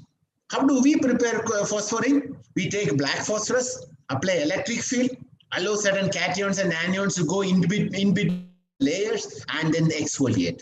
Phosphorine comes out as a layer or sometimes as a quantum dot. So electrochemical preparation of phosphorine quantum dot is what is shown here. Please look at phosphorine PP distances 0.22 nanometer and 0.224. Slight difference is there. And the band structure also gives you slight asymmetry. Band structure gives you asymmetry, and as a result of that, phosphorine can be used also as a strain sensor. There are many interesting aspects. We make phosphorine quantum dots from propylene carbonate, from acetonitrile, various solvents. Again, I will skip all the details. We make 3 to 4 layers of phosphorine, and that is light emitting. Light emitting depends on what is the width. You can see now, dark room, if you have a phosphorine quantum dot in solution, you expose with UV light, you will see these type of colors. So let me just summarize what I talked to you. We had some initial hiccup, but I just wanted to tell you that, look, phosphorine quantum dot we can also dope them, nitrogen doped phosphorine quantum dot you can see with all these interesting properties. And similarly, there are many other 2D materials. Bismuthine is another interesting 2D material, antimonine. So 2D materials will have different properties unlike 3D materials. Some of these are very important for future because electrocatalytic reactions, fuel cell catalysts, some of these are important as battery materials. So you look at the global challenges, carbon dioxide reduction, nitrogen reduction to ammonia at room temperature, CO2 reduction to methanol, ethanol, or diethyl ether with very high efficiency. So such cases, again, these are very, very important. I'm sure that chemistry is an integral part of our sustainability. When we talk about the future, we get a lot of new 2D materials. You can see almost like a birthday cake. This is a very interesting molecule invented recently with 162 pi systems. Porphyrines are arranged in a two-dimensional manner. Of course, chemistry is also very important because quantum computing is going as a part of it. Many people experimentally prepare interesting molecules. At the same time, you also understand them theoretically by doing computational studies. That's why theory and experiment go hand in hand. Look at this fantastic metallo-supramolecular 2D material. So 2D materials are going to be important for next 10 years because fundamental side, lot of things we really don't know in 2D materials. It's not just graphene alone. There are several materials. For example, we don't know, can you make a 203 in 2D form? There are many structures where two-dimensional material seems to be very difficult to prepare, but experimentally people make. On the other hand, a lot of theory exists for as a 2D material, but experimental preparation is very difficult because stability is not very good. Now, I'm sure that many such 2D materials will be important for future, for energy generation, for catalysis. Some of them are indicated here. For example, without carbon emission, what means carbon neutral energy generation, 2D materials play a critical role. Lithium, sodium, magnesium batteries, again, you need very interesting 2D materials. Lithium oxygen, lithium sulfur, future batteries, future energy storage is a very important issue. Flexible power sources, cheaper fuels, solar fuels, all these cases, again, 2D material provides very strong motivation for us to work on that. Platinum replaced by nitrogen doped graphene quantum dot. Similarly, many areas 2D materials will continue to provide us challenges, experimental challenges and interesting applications. So I would like to thank some of my students who got involved in 2D materials. And with this, I would like to thank Professor Mailmurugan for invitation. And I'm sure being chemist, please understand that chemistry is extremely important for the sustenance of our life. So you look at the Linus Pauling statement. I feel sorry for people who don't understand anything about chemistry, whether it's valid in the time of, actually all the more valid in the time of pandemic, because they are missing an important source of happiness. With this, let me just conclude. Thank all of you for your patience. Thank you so much thank you so much, sir, for excellent lecture. So you you enlightened everything, like how to do research in the pandemic period and how to to the entire energy storage materials and so on. So now students are invited to ask the questions. Yeah, please ask them to type in the chat box, and some of you read, because I don't know whether I can see the chat box. Again, unsharing has same problems here. Stop. Yes, yeah. You can type the questions in the chat box. I can read the questions.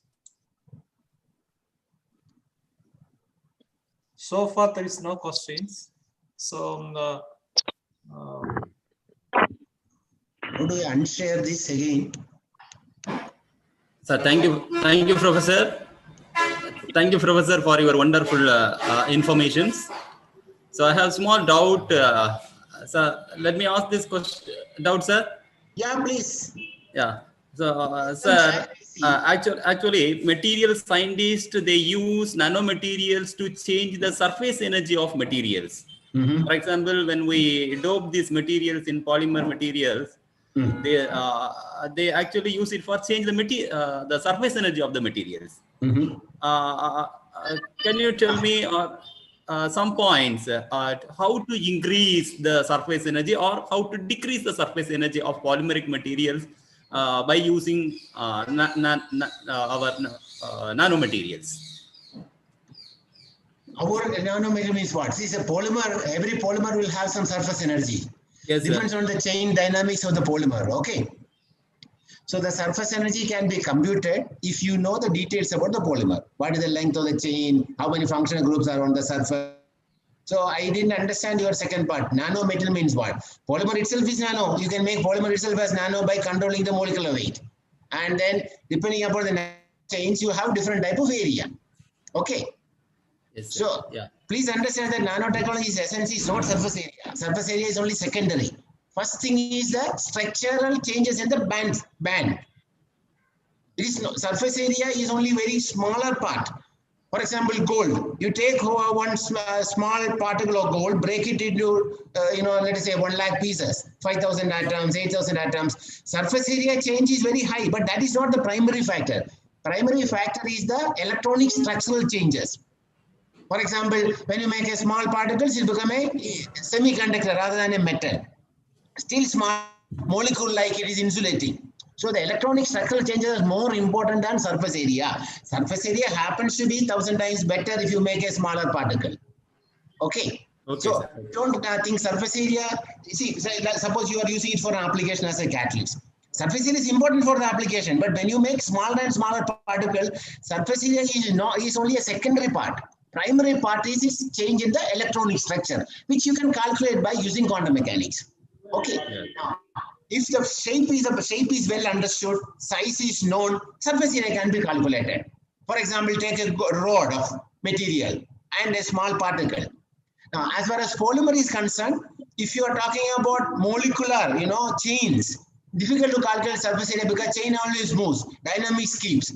Take 1 square centimeter of polyethylene or a polypropylene. You can make some corrugations on the surface and attach some nanoparticles. If you know the particle size, particle shape, area can be calculated. I don't know whether my answer is useful to you or not. Okay, because since you spoke polymer, you spoke of nanoparticle, I assume these two are two different. But these days people make nanofibrils. Polymer itself in nano. Okay. Yes, sir. It's clear. It's clear. Okay. Yeah. Thank you. Anybody else? So, yeah. Any students wanted to go for PhD or higher studies? Yeah, Professor Murugan, my time limit. I need to be there in a board. Yeah. Thank you, sir. So maybe student can write an email and if you have any questions. Yes. Sir. Yeah. Thank you so much, sir, for wonderful lecture. Thank you so much. Yeah. Thank you, sir. Thank you, sir. Thank you so much, sir. Over to you. Okay, ma'am. Thank you so much, sir, for this talk.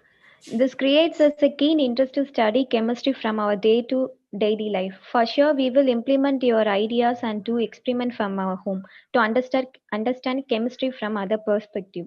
Sorry for the inconvenience, sir. We apologize to you and all the participants over here for technical fault. I assure that this will not happen in future. Now I invite Trichy to introduce Dr. G. Shekhar.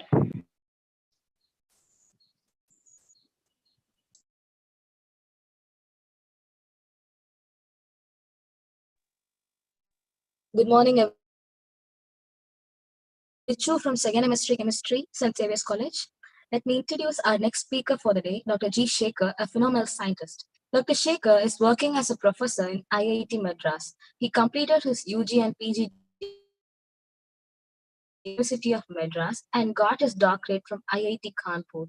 He completed his postdoctoral research from Japan, Germany, and USA. He is an author of more than 120 publications and graduated 23 PhD students. He is the recipient of many awards like Institute Research and Development Award, CRSI Bronze Medal, and so on. He is also a present council member of National Organic Symposium Trust, Joint Secretary of CRSI, etc.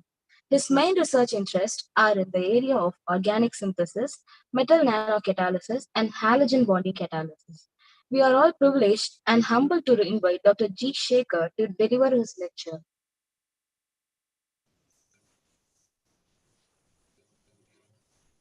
Thank you very much for the very nice introduction.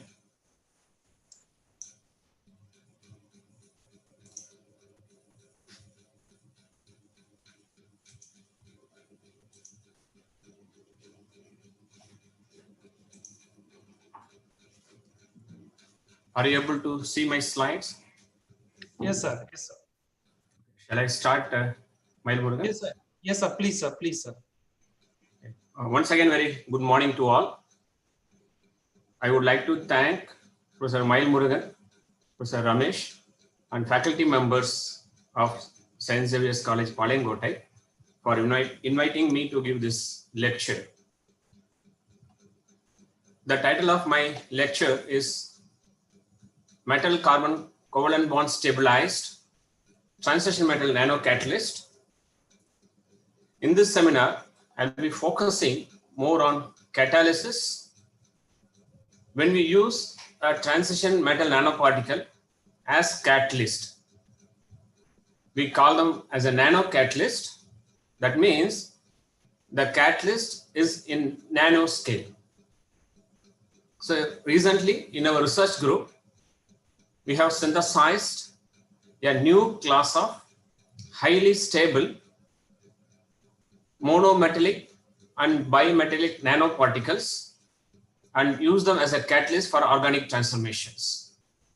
So in this lecture, I'll be giving very brief history of one of our very important project, that is nanocatalyst, for around 35 to 40 minutes. So I'm an organic chemist working in the area of organic synthesis and catalysis, mainly focusing on developing new synthetic methodologies. That means developing new chemical reactions. Also, my research group at IIT Madras is focusing in developing new catalysts. So we work in three important areas of catalyst. The first one is chiral catalysis, and second one is metal nanocatalysis, and third one is halogen bonding catalysis. In today's talk, I'll be focusing more on our metal nanocatalyst project. So all of us know that tortoise is very slow. And the most important worry of this tortoise will be how to reach the target quickly. Like tortoise, several chemical reactions are very slow. When the reactions are very slow, it is not efficient and it's not useful for us. So if you want to make the chemical reactions faster and efficient, we must use a catalyst. So what the catalyst is doing with the chemical reaction? Just imagine you tie 4 wheels with this tortoise like this, and tie a rocket and just literally simply fire it. Now you compare the speed of this normal tortoise and the tortoise which is having wheels and a rocket fire. Now carefully listen.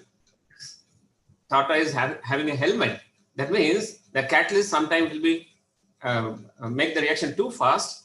In fact, you may have to take extra precautions. So this is a cartonic representation for a catalyst, uncatalyzed reaction and catalyzed reaction.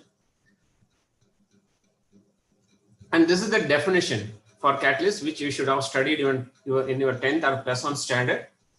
A catalyst is a substance, or for us, it's a chemical that speeds up a chemical reaction, but not consumed and chemically unchanged at the end of the reaction.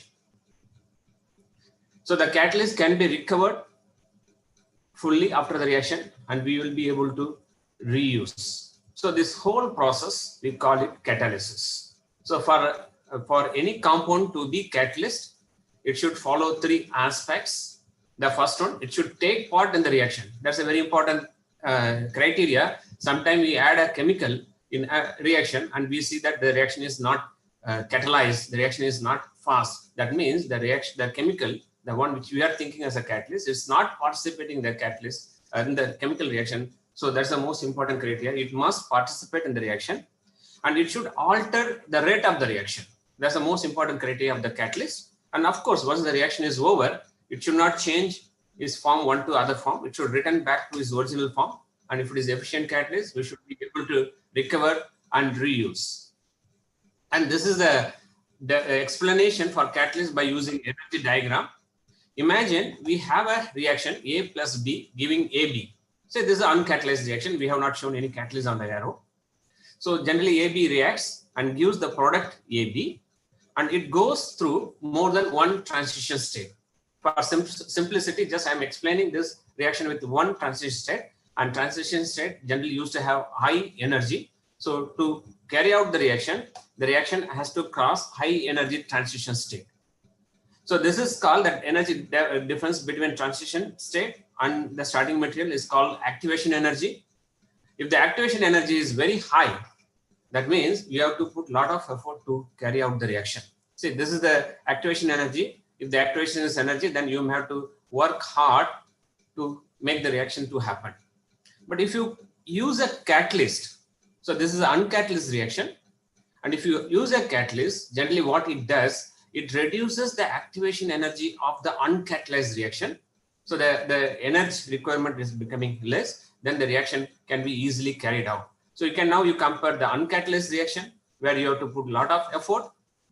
Then you have a catalyst reaction where the activation energy is reduced and the reaction takes place very easily.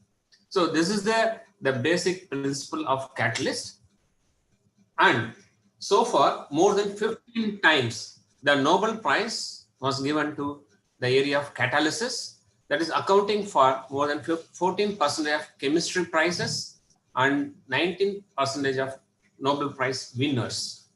As you know, the Nobel Prize started first in 1901, and first Nobel Prize for the area of catalysis is given 1909 for Professor Wilhelm Oswald, who has developed the fundamental principles of catalysis.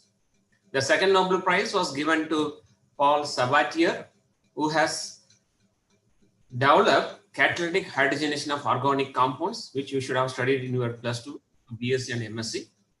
And third one is given in 1918 to Professor Haber, who has developed the Haber process for ammonia synthesis, which should be there in your +2 book. If you see the last 2 decades, the Nobel Prize for Chemistry was given 3 times. That is first one in 2001 for chiral catalysis. In 2005, it was given to olefin metathesis. And 2010, the Nobel Prize was given to palladium catalyzed carbon-carbon bond formation reactions. So this slide gives the importance of catalysts in industry. If you see 90% of commercially produced chemicals in industry, they are produced by catalytic process. That means 9 reactions out of 10 in industry are catalytic process. And if you see the value of catalytic process, the chemicals, whatever we have generated in industry by using catalytic process is somewhere around $900 billion in 2005. That is equivalent to 63 lakhs crore rupees. That it's really very big number. We cannot even imagine what is the value of this compound. But if you compare with our Indian budget, now you can understand what it means. In 2005, the same year, the Indian budget was 5.4 lakh crore rupees. And this year, 2020, our Indian Union budgets, I'm talking about expenditure, not the income. Income is slightly always lesser than the expenditure. So this year, our Indian Union budget is somewhere around 30 lakh crore rupees, whereas in 2005 itself, the catalytic process commercial value was somewhere around 63 lakh crore rupees. Now you can understand the importance of catalytic process in industry. And if you see the market value of the catalyst, this is catalytic process, and we are talking about the price of the chemicals produced by catalyst process, and this is the market value of the catalyst. In 2010, that is somewhere around $30 billion, that is around 2 lakh crore rupees. So from catalyst, now I'm moving to chiral catalyst. This word you should have heard from your +2 onwards: chirality, chiral compound, and optically active compound. That means when the catalyst is a chiral compound, we call it chiral catalyst, and we use for asymmetric synthesis. Asymmetric synthesis also you should have heard this word asymmetric carbon in your stereochemistry. That is optically active compound. To make optically active compound, we use asymmetric synthesis. For carrying out asymmetric synthesis in our laboratory, we use chiral catalyst. So this is the market value of asymmetric synthesis and chiral compound. So more than 50% of every day's top selling drugs are sold as single enantiomer. That is optically active compound. And if you want to make optically active compound in our laboratory, we call it asymmetric synthesis, and for that we need chiral catalyst. And in 2015, the market value of chiral compounds somewhere around 2.8 lakh crore rupees, and it is expected to be 6.72 lakh crore rupees in 2023. So this slide gives the importance of chiral catalyst and its application in making enantiomerically pure compound. So from catalyst, just now we looked into chiral catalyst. Now I will be discussing about chiral nano catalyst. When, as I told you in my first slide, when the catalyst is a nanostructure in a nanoscale, so we call it nanocatalyst. And if that particular compound is optically active, that's a chiral compound, then we call it as a chiral nanocatalyst. So how small is nano? Recent days, you might have heard a lot about nanochemistry and nanotechnology. So all of us know 100 centimeters is 1 meter, a 10 millimeter is 1 centimeter. So if everything in chemistry or science, we look in the meter scale. So 1 millimeter means 10 power minus 3 meters.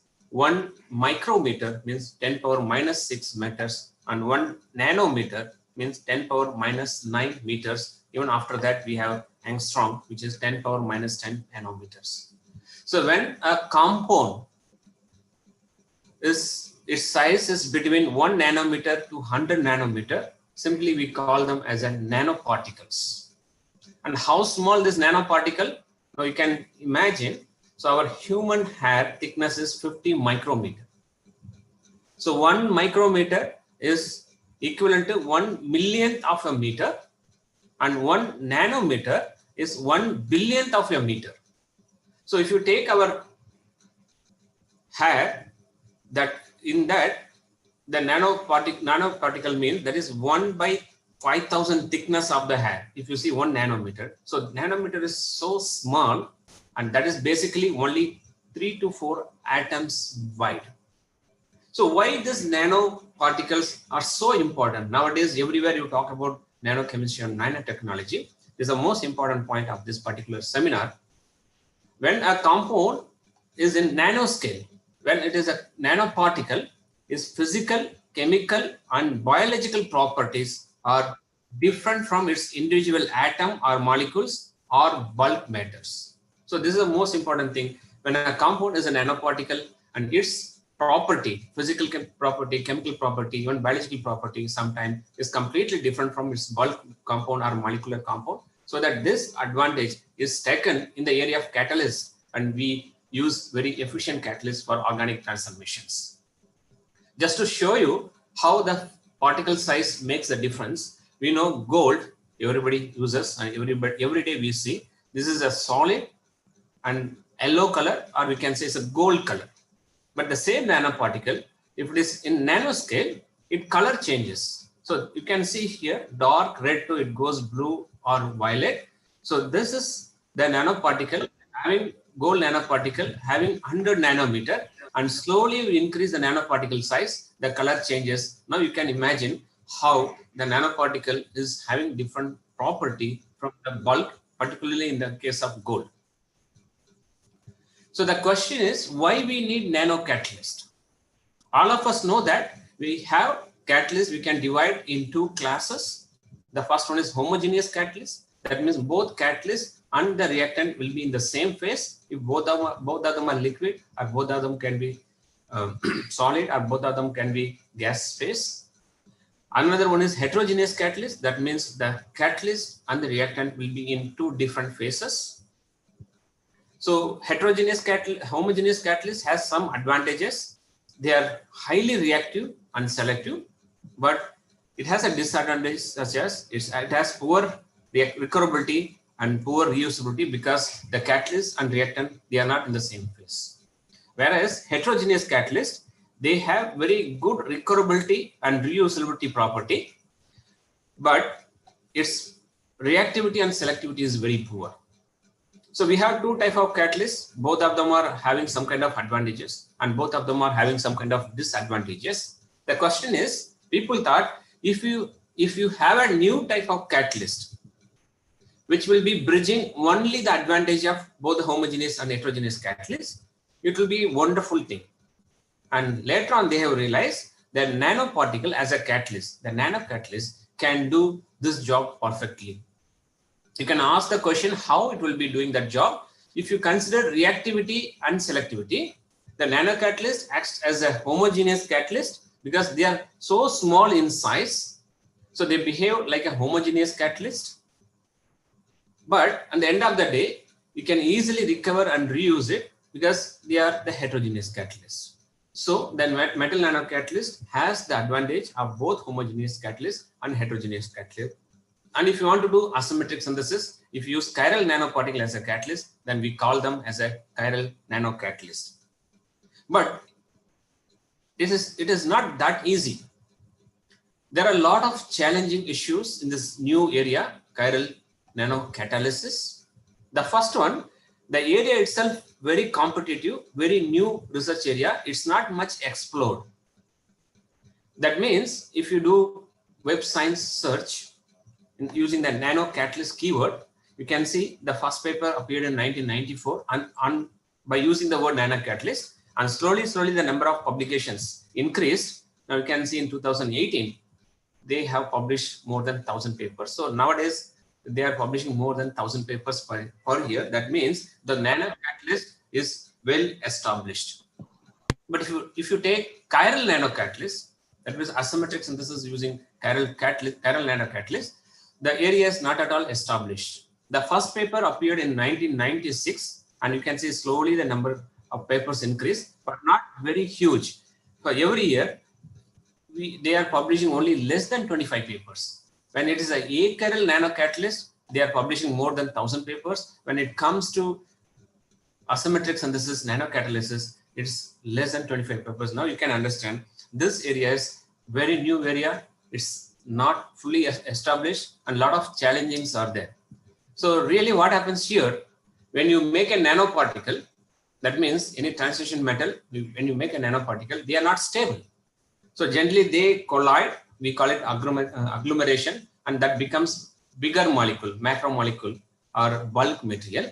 So to stop this agglomeration, so we use stabilizers, stabilizing agent, sometimes people call it ligand. So if you use chiral stabilizers, the nanoparticle becomes chiral nanoparticle, and when we use as a catalyst, it becomes chiral catalyst. Generally, people use chiral amino acids, ammonium salts, thiols, phosphines, polymers, dendrimers, surfactants as a nanocatalyst, as a stabilizers. And one nanoparticle's stability, reactivity, and reusability is highly dependent upon the stabilizing agent. But in most of the cases, when we do the reaction, the nanocatalyst goes for agglomeration, and it becomes macromolecule. So its recoverability and reusability is becoming a problem. So that is mainly happening because most of the stabilizers are stabilizing the nanoparticle by weak stabilization. So when we started this nanochemistry project in my lab around 8 years back, so we thought about this particular problem. Then we were wondering how to overcome this major issue of nanocatalyst. So what we thought, the nanoparticles are going for agglomeration when it is catalyzing the reaction because the weak stabilization. So if we stabilize a nanoparticle by a very strong stabilization, that means making very strong nanoparticle. And how can we make strong nanoparticle? If you think about bonding of chemistry, the most strongest bond is sigma bond or covalent bond. So if we stabilize the nanoparticle by the ligand with covalent bond, the nanoparticle will become very, very strong. So you can ask me, what is the advantage of covalent bond stabilized nanoparticle as a catalyst? When we stabilize the nanoparticle by covalent bond stabilization, the nanoparticle will become very stable. And if it is very stable during the reaction, it will not go for agglomeration. That nanoparticle will not become macromolecule or the bulk material. When it is not going for agglomeration, the nanocatalyst size will be retained. If the size is retained, its reactivity also will be retained. If the reactivity is retained, then once the reaction is over, the nanoparticle will be a same nanoparticle. Then we will be able to easily recover and reuse n number of times. So that's the most important idea we had when we designed this project around 8 years back. So as you know, before we start any project, we have to do thorough literature search and find out what is known, what is not known, and what is the problem in existing methodology, and how to overcome our new method by using our new method.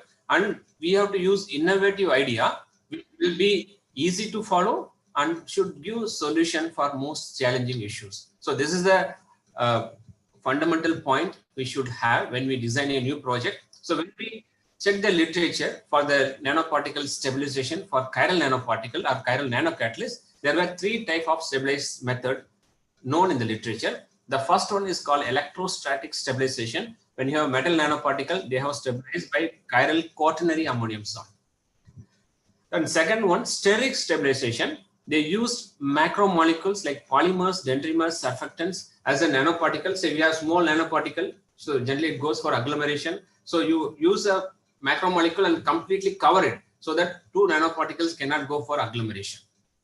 And third one, stabilization by chiral ligands. So these are the 3 common methods to stabilize a nanoparticle to make chiral nanocatalyst. So we have come out with the 4th method for the nanoparticle stabilization. That is, metal nanoparticle is stabilized by metal carbon covalent bond.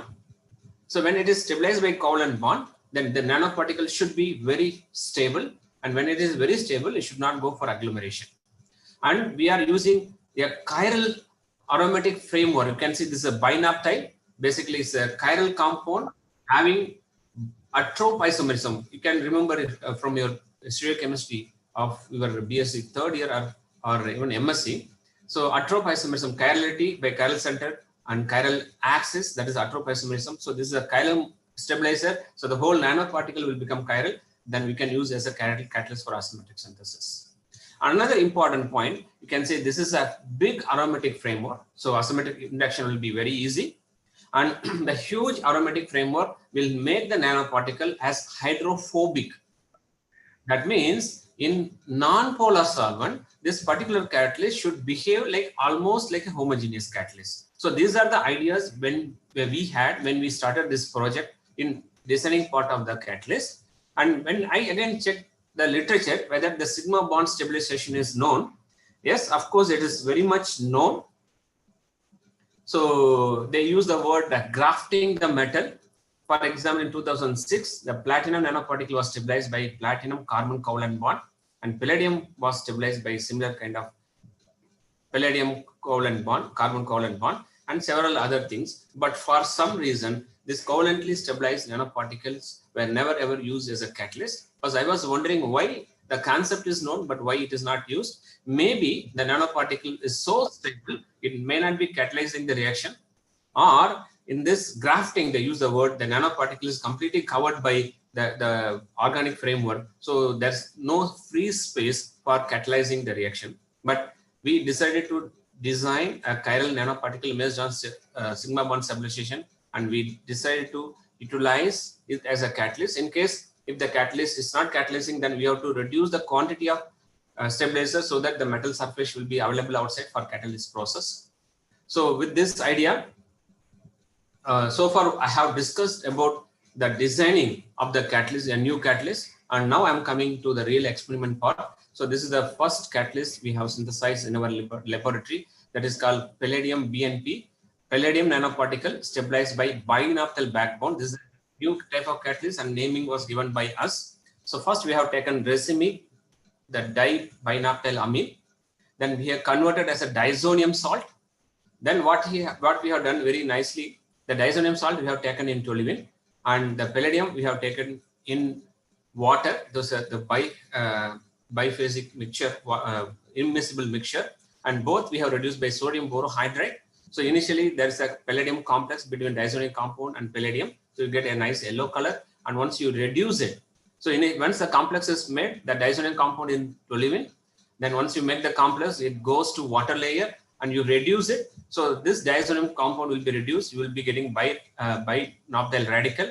Then palladium will be reduced to palladium 0, and there will be a sigma bond formation, and you get very stable nanoparticle. And now this will be, the yellow color will be getting changed to a dark greenish black color, and that will be moving from water layer to toluene. Then we can remove the toluene layer, wash with acid and base, remove all the unreacted starting materials, metal and other byproduct, then remove the solvent and dissolve in methanol or ethanol, sonicate it, simply filter it and use it as a catalyst. So the analysis shows that it has 10% palladium in the nanoparticle, and as I planned, the nanoparticle is highly stable. Highly stable means you can take it in a petri dish, you can leave it on your bench top for several weeks and months, nothing happens to that. As I told you, this is highly stable, but it is equivalent to palladium on carbon, which is available commercially, and you can say it's an analogous compound. But this palladium on carbon is highly flammable. If you are a little bit careless, even when you weigh the compound, it catches fire. Whereas our metal nanoparticle is highly stable, and we can leave it on desktop for several days. And we have characterized this particular compound by using several spectroscopic technique. This is a carbon-13 NMR of the starting metal diazonium compound, and this is our nanoparticle. You can see sharp peaks are broadening. That means the aromatic part is attached to the metal. Similar thing is observed. So this is proton NMR, and this is a C13 NMR. The broadening takes place, and this is a nice information by IR spectroscopy. This is a starting material. You have the functional group switching frequency at 2250, whereas in the nanoparticle, that particular peak is disappearing. That means the diazonium group is left, but remaining everything is present there. And this is another X-ray photoelectron spectroscopy analysis, where it shows in our nanoparticle, the palladium is mostly present in 0, and to some extent it has some palladium 2 also. That may be because the sigma bond formation or the surface oxidation. And whether that's a nanoparticle or not, we can find out by very powerful microscopy. So we call it HR, high resolution transmission electron microscopy, HRTEM. This is the image, you can see it here. This is a nanoparticle, and it has 3.33 nanometer size. So this is a real very small nanoparticle. And also, so the question is whether it's a sigma covalent bond or not. So if you see our simple chemistry, the electronegativity of carbon is 2.55 and electronegativity of hydrogen 2.22. That means they are a covalent bond. The electronegativity difference is less. That was going to be a covalent bond. If the electronegativity is huge, then it is going to be an ionic bond. So here, palladium is as very close to hydrogen. It's 2.2 to 2.20. So a simple way itself, if you see the compound, we can say this is a sigma bond stabilization. And not only that, it's known in the literature. If you have a palladium carbon covalent bond in Raman spectroscopy, surface enhanced Raman spectroscopy, there should be a signal of 365 centimeter inverse. When we recorded our compound in surface enhanced Raman spectroscopy, we got a signal of 362, which shows our nanoparticle has metal palladium carbon covalent bond stabilization. And not only a simple binoptyl, we have made several nanoparticles in our laboratory. So starting from binoptyl, then phenyl, then substituted phenyl, phenyl oxy. So many nanoparticles we have synthesized. And similarly, instead of palladium, we have made platinum nanoparticle, remaining every procedure is exactly the same. Again, this platinum nanoparticle is also very stable. It is, we can leave it on desktop for several days or weeks. And the particle size of this platinum is 4 to 8 nanometers. And also, we have used several different stabilizers to make the platinum nanoparticle. And also, this is the third monometallic nanoparticle we have made by using same procedure. By using copper, we have made bimetal stabilized copper nanoparticle, and it had particle size somewhere around 3 to 5 nanometers. So whatever we have made, all of them are monometallic nanoparticles. And also we have made bimetallic nanoparticles stabilized by covalent bond stabilization. Now you can ask me why you have to make the bimetallic nanoparticle. See, palladium or platinum, they are very expensive. Okay, so if you make a nanoparticle, say this is a nanoparticle, when it catalyzes the reaction takes place in the outer surface, and whatever is palladium inside, so that is not taking part in the catalyst. So what we thought, why to waste that particular palladium? So if you have in the middle copper, which is not at all expensive, and if we have the palladium coating, so that is called core shell nanoparticle. And if you catalyze the reaction by using palladium core, palladium outer ring, then the reaction will be much more economic. By having this concept, we have designed and synthesized a bimetallic nanoparticle by using copper and palladium by using very same procedure. Again, this nanoparticle is highly stable. You can leave it on the desktop for several weeks, and it has a particle size somewhere around 3 to 5 nanometers. So whatever I have discussed is basically the nanoparticle synthesis. We have synthesized two types of nanoparticle, monometallic nanoparticle and bimetallic nanoparticles. And as I told you, we are organic chemists. We wanted to use this reaction as a catalyst for for organic reactions. So what we did, the most important reaction in our lab, what we have carried out is the oxidation of toluene. And you know, if you oxidize toluene, there is a possibility of 4 products. You can take benzyl alcohol, benzaldehyde, benzoic acid, benzyl benzoate ester. All of these compounds are very important in industry. If you make any one compound in a pure form, they are highly useful. So making this compound in selective and controlled manner is very, very challenging. So because mostly you will get mixture of 4 compounds, 3 compounds, at least 2 compounds. So it is very challenging to make a single compound. So we decided to make only the benzoic acid. So you can ask me why this particular target. Benzoic acid is a very important compound in chemical industry, as well as is a precursor for making several aromatic compounds. And also the benzoic acid is an inhibitor for the growth of mold, yeast, and some other bacteria. So any packed food, if you see, you will see this number E210, E211, E212. The E stands for European, and this is a food stabilizer basically. So this is benzoic acid, sodium salt, potassium salt, and calcium salt.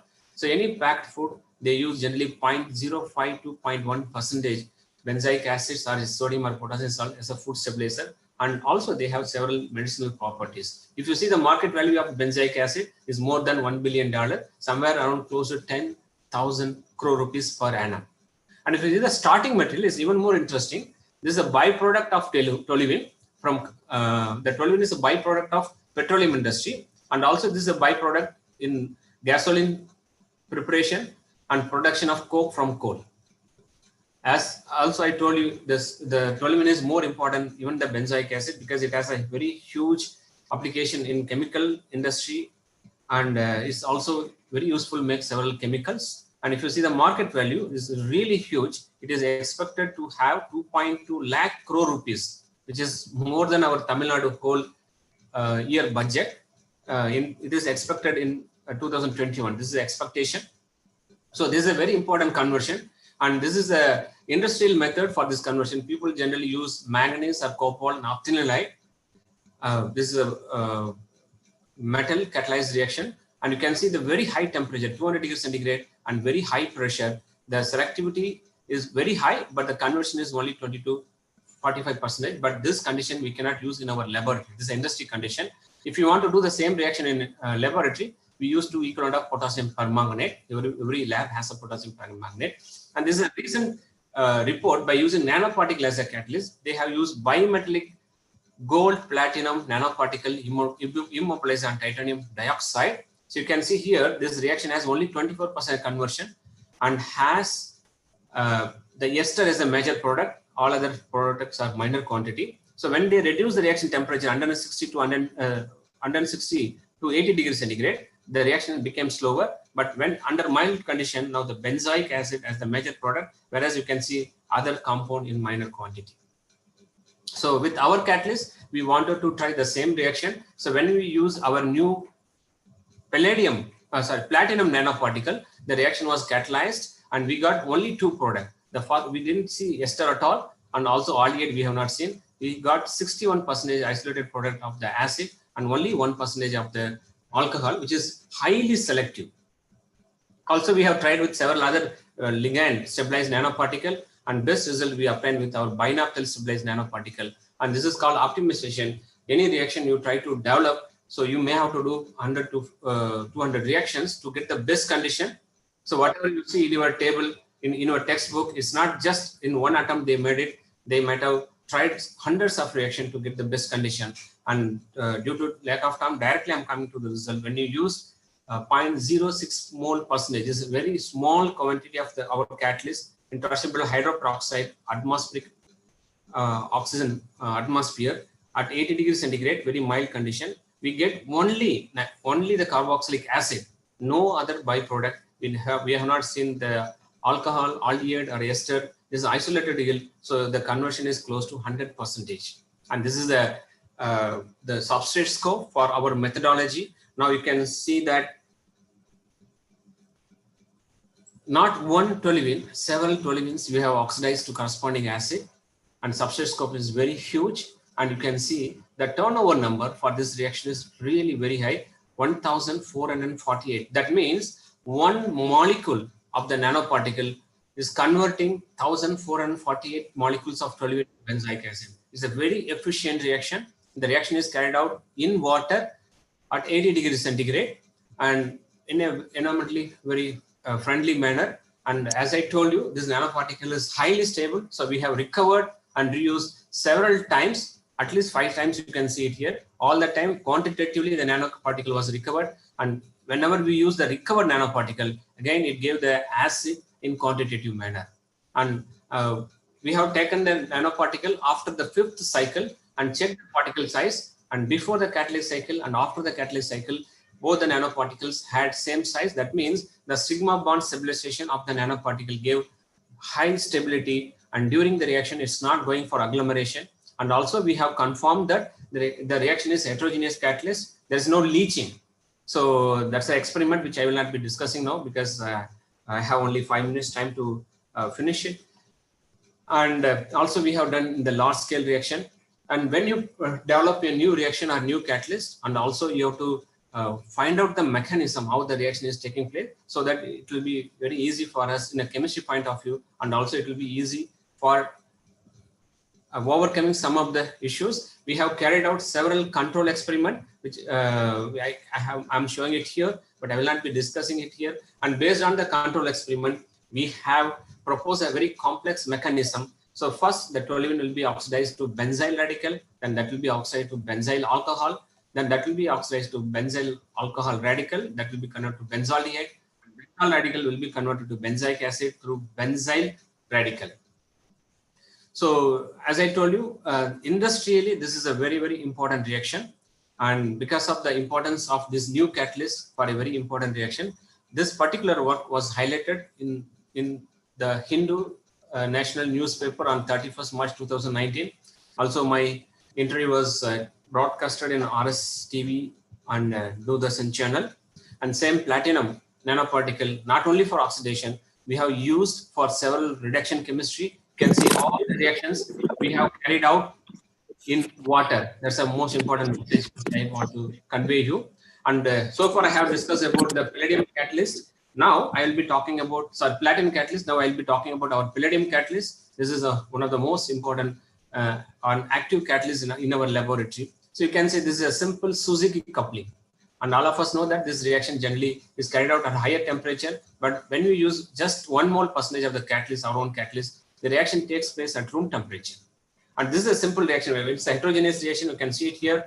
It's the black color turbidity you can see. Once the reaction is over, just you leave it for some time.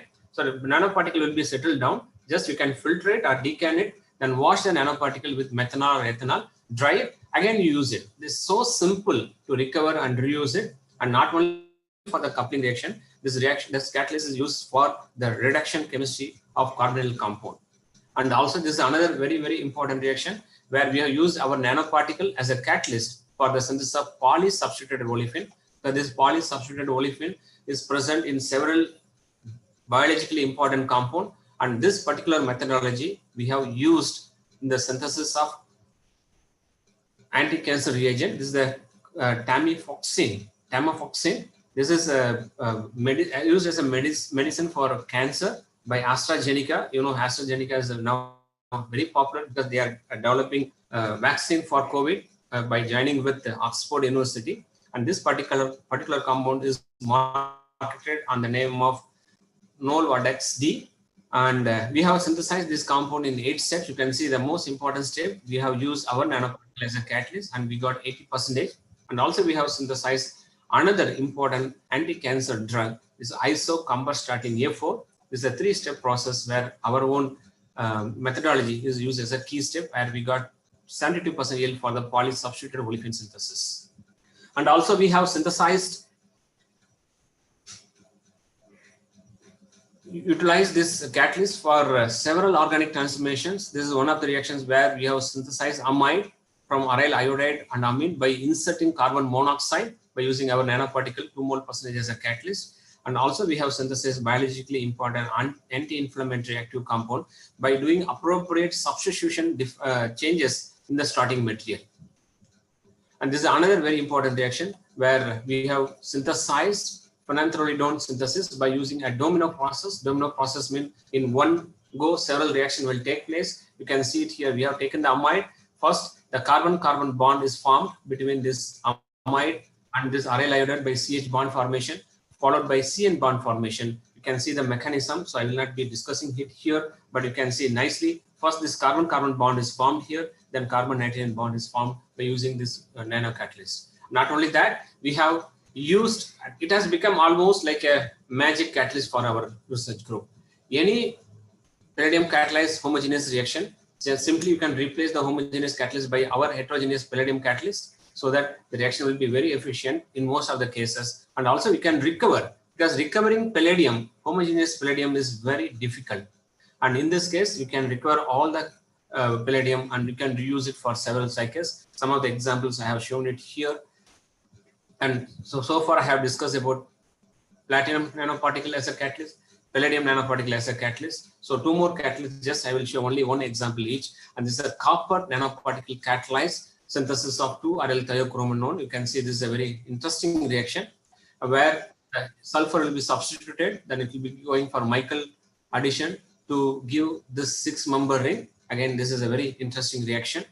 And this particular methodology, whatever product we have synthesized, by a small change, making change in the substitution, we are able to make biologically important several molecules. And this is the last reaction in the ACAL methodology, where we have used bimetallic palladium copper nanoparticle for the synthesis of polycyclic triazole thing by reacting this aryl iodide and alkyne. And here what happens here, So first the alkyne will be added here, coupling reaction, then followed by cyclization. And here again, I told you all the reactions we are able to reuse the catalyst at least 5 to 6 times. You can see this is the TEM image, the nanoparticle before the catalytic cycle, and this is after the catalytic cycle. And both the nanoparticles have same size, which proved that our nanoparticle is highly stable because stabilized by covalent bond, and during the reaction it is not for agglomeration. And now we are doing, as I told you, the asymmetric synthesis by using chiral catalyst. Our initial attempt, we are not very successful by using only the chiral nanoparticle. So when you use external ligand, the reaction works well. So this is the, you can see this is a pro-chiral compound, the ketone, if you are able to reduce with the help of our catalyst. So we get alpha hydroxyamide. This is a chiral compound, so optically active compound. As of now, we got 87% anosemic excess. Now we are trying to do this particular reaction without the external catalyst. I'm sure soon we will have a very good result. And this is the last slide. The catalyst, what we have synthesized, as I told you, they are very stable, and we can easily recover and use it because it's a sigma bond stabilized catalyst. And not only our research group, several other research group world, they are using our ligand for several organic transformations. So some of the results I have shown it here. You can see this is the first one in 2016, and Li Wu has used our own catalyst. You can see I have simply copy pasted the particular paper here. So he has shown that this is the previous work. This is our OL paper.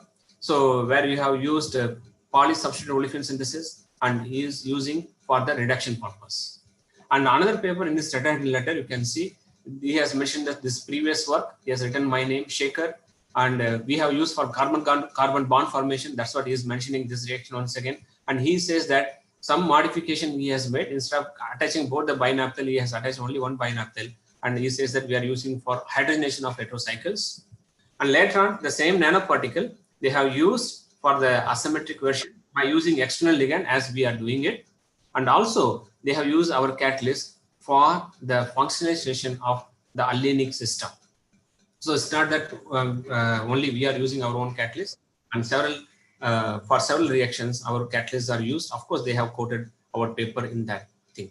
So with this, I conclude this seminar, and I wish to say that for the first time we have synthesized monometallic palladium, platinum, copper nanoparticles and bimetallic palladium, copper nanoparticles stabilized by metal carbon covalent bond. So those nanoparticles are highly stable, and we use as a catalyst for several organic transformations.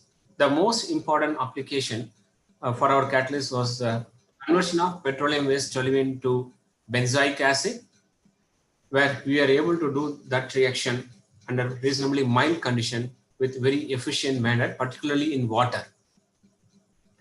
In all the reactions, we are able to quantitatively recover and reuse the nanoparticle because they are stabilized by covalent bond. And after the reaction, the nanoparticle had same particle size. This is a very important thing. So, and I showed about the designing of the catalyst. I told that we wanted to synthesize highly stable nanoparticle. So once we synthesize stable nanoparticle by sigma bond stabilization, it will not go for agglomeration. And that we have proved that after doing the reaction 5, 6 or 7 cycles, and after the fresh catalyst and the recovered catalyst, we have compared. And in all the cases, we have realized that there's no leaching, most of the cases, and the particle size is exactly the same. And presently, the asymmetric version using chiral nanocatalyst is under progress.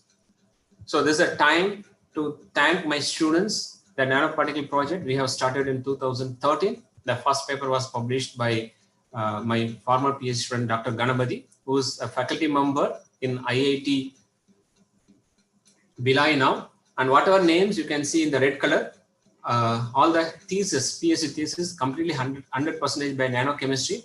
And whatever names you can see here in black color underlined, part of the thesis is having the nanochemistry. So whatever work I have presented here today, it has at least we have published, or we have graduated 6 PhD students by the chemistry what we have what I have discussed with you. So I have very briefly, I have brief history of the project I have given to you. And presently, 3 more students are working, and I have not discussed about their work. And I thank DSC Nano Mission for funding our nanochemistry project. Also, I thank DSC SCRP, CSR India, and IIT Madras for funding my research activities. And this is my research group members. Somewhat old photo now. Every year we take photo, but because of pandemic, this year photo we have not taken. And some of the students completed their PhD and left to abroad for postdoc. And some of the new students are not shown in this photo. And this is the some of the photos of our department and institution. This is the chemistry department of IIT Madras, the front entrance. And the chemistry of IIT Madras, other than the main chemistry department, we have 4 or 5 research centers attached to chemistry department. This is the National Center for Chemistry Research. There is a MRI Research Center. Also, we have Nanochemistry Research Center by Professor Pradeep. We have Material Science Research Center and SAFE. So several research centers are attached other than our chemistry department. And this is called Gajendra Circle, GC. If you have already visited, you know, or in future, if you come, definitely will touch this point. This concept to be the center point of IIT Madras. And this is some of the hostel facility at our IIT Madras. And you know, in IIT Madras, we have a nice lake. So this is taken from the other side. IIT Madras is in heart of the Chennai city, but it's nice forest land. This is the aerial view of our IIT Madras. And we have a lot of spotted deers, more than 300. And of course, we have endangered species. This is called black bug. We have 230 numbers.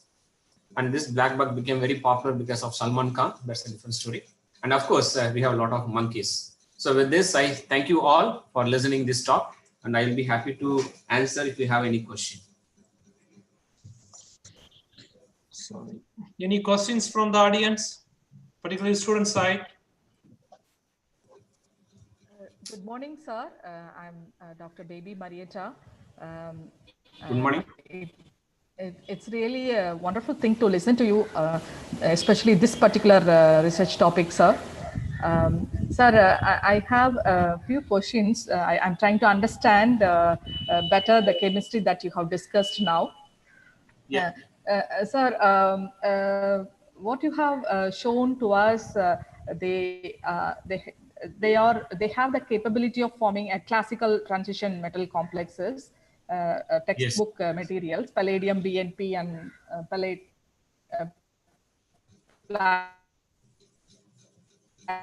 platinum, copper complexes.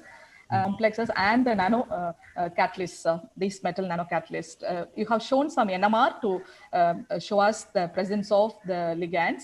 Yes. So what would, will it be a difference in solubility when they become nanomaterials? Yes, actually these nanoparticles, they are, as I told you in my design, since we have attached with bimethyl mighty, it becomes hydrophobic. So if you take a polar solvent, it is not soluble in water, methanol, ethanol, acetonitrate. But if you take toluene, for example, or to some extent dichloromethane, this is decent. It has decent solubility. Okay. So if you take chloroform, it is decent enough. You can take NMR and other things. So this is this particular nanoparticle. It's a hydrophobic. So it is if you take a dichloromethane or a chloroform. No, you will see like something like homogeneous solution. Okay. So, but if you attach, for example, some hydroxy group in our aromatic system, then it will become hydrophilic. Then it will be soluble in water. It won't be soluble in non-polar solvent. Okay, sir. So this kind of designs can be done when you want to have appropriate catalyst. Okay, sir. Sir, one more question from my side. Sir, during the synthesis of these metal nanocatalysts, sir, you are adding a ligand, you are adding metal precursor and sodium borohydrate, sir. So, how can we understand the mechanism of the formation of these nanocatalysts? Is the complex formed first and then the metal is getting partially reduced and forming nano agglomerates, or the metals, they form first nano agglomerates and then the ligands get attached to the nanoparticles, sir? Yeah, very nice question. I should have explained even further when I was giving lecture. Simply, I was just going for further. Actually, what happens? We take diazonium salt in dichloromethane, for example, because that is organic compound, and we take palladium salt in water. And once you mix it, so there is a complexation. So palladium diazonium complex forms. Then whole thing moves to water layer, aqueous layer. You can see a yellow color complex. Now you add sodium borohydride solution in water solution, then immediately the reduction takes place immediately. So what happens? The diazonium compound will be reduced, and you will get aryl radical, and similarly palladium 2 will become palladium 0, and there is a nanoparticle formation, and you can see the yellow color to dark greenish black color change. That means the reduction has taken place, and you can nicely see all the colors moving from the aqueous layer to toluene layer. So that means the reaction is reduction is over, the sigma bond separation has taken place, nanoparticle has formed. Then now you just to be in the safer side, stir for 2 hours. Then you separate both the layers and take the dichloromethane layer and wash with acid, base, remove all the unwanted materials. Then you remove the solvent, get the solid. Again, you dissolve in polar solvent like methanol or ethanol. It's not soluble, but you will get turbidity. Then sonicate it and remove everything by filtration, and your catalyst is ready after drying. So this ligand is coordinated to palladium nanoparticle. Yes, initially. Yes, as soon as you mix it, you get palladium diazonium complex. Okay. At this stage, is palladium in the 0 oxidation state or any other oxidation state? No, initially it will be palladium 0 until you add sodium borohydride. Okay. Okay, sir. Thank you. Thank you, sir. Yeah, welcome. Any other questions from the student side? You can type also, so we'll read out in the chat box. Sir, I have a small question, sir. The conversion of toluene into the benzoic acid used molecular oxygen and water. So in this case, what would be the oxygen source? Water or oxygen, molecular oxygen? No, here actually we use tertiary butyl hydroperoxide. That's the real oxidizing agent. Okay. But what happens when you use only tertiary butyl hydroperoxide? The yield is less by 15%. Okay, so when we carry out the reaction in molecular oxygen atmosphere with oxygen balloon, the yield increases by 20%. Wow. Okay. Okay, sir. Okay. So the real the stoichiometric oxidizing agent is aqueous tertiary butyl hydroperoxide. Okay, sir. Okay, sir. Okay, I got it. Yeah. So any other questions? So in the absence of further questions, there is a question from a student. Yes, please. MSc student has asked the following question. In bimetallic nanoparticles, does both palladium and copper has particular selectivity, or copper is used just to increase the efficiency of palladium in the catalysis? Yeah, this is a very nice question. Actually, it depends on which reaction you are going to use as a catalyst. So we have the design is based on reducing the cost of the nanoparticle. So, palladium is a precious metal, very expensive, and copper is not very expensive. And if you see the reduction reaction or the coupling reaction, palladium is more active. So by mixing palladium and copper, and we have brought down the cost of the catalyst. So the chemistry, what we have aimed is using palladium catalyst. That's the point. If you aim for copper catalyzed reaction, then the catalyst will become very expensive. We can do only with copper in that case. Because copper is very cheaper. If you give 1,000 rupees, you will get 20, 30, 50 grams of copper. But for palladium, 1 gram will cost you 5,000 rupees. So this depends. If you use palladium catalyzed reaction, you use bimetallic catalyst, so it is very economic. And if you use copper catalyzed reaction, you have to use only the copper, monometallic nanoparticle, not bimetallic. So this is basically, we brought this bimetallic concept in our chemistry to reduce the cost of the precious metal palladium and platinum. So another question from the student, it's a simple, but anyhow, the curiosity of the student, he asked, why you prefer to have a covalent bond rather than an ionic bond?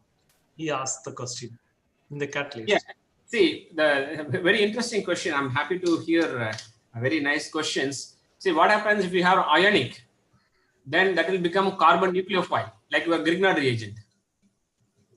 Okay, so you have Grignard, no, aryl magnesium bromide. You add, then that will react with your system. So, and ionic bond is not very stable. That's what the main principle of designing this catalyst is. Designing and synthesizing of highly stable catalyst so that it should not go for agglomeration. But if you have an ionic bond, then the catalyst is left very unstable. It will react with the starting material. So our concept will be defeated there.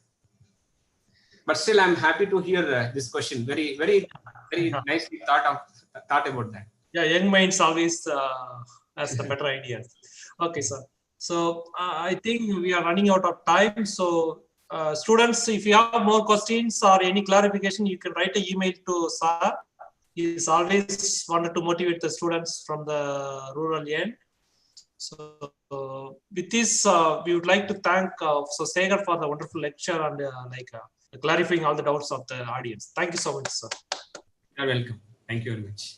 Thank you, sir. It's a really interesting lecture, sir. Thank you. Thank you. Welcome. Thank you so much, sir. We learned a lot about Catalyst. It will definitely be useful for our research career. Thank you for spending your precious time by sharing your knowledge with us. Thank you so much, sir. Now I invite Muthurama to introduce the next resource person. Before that, I will check with Venkatesh. Venkatesh, are you available? Joined already? Yeah. Am I audible? Yes. Yeah, please. Yeah.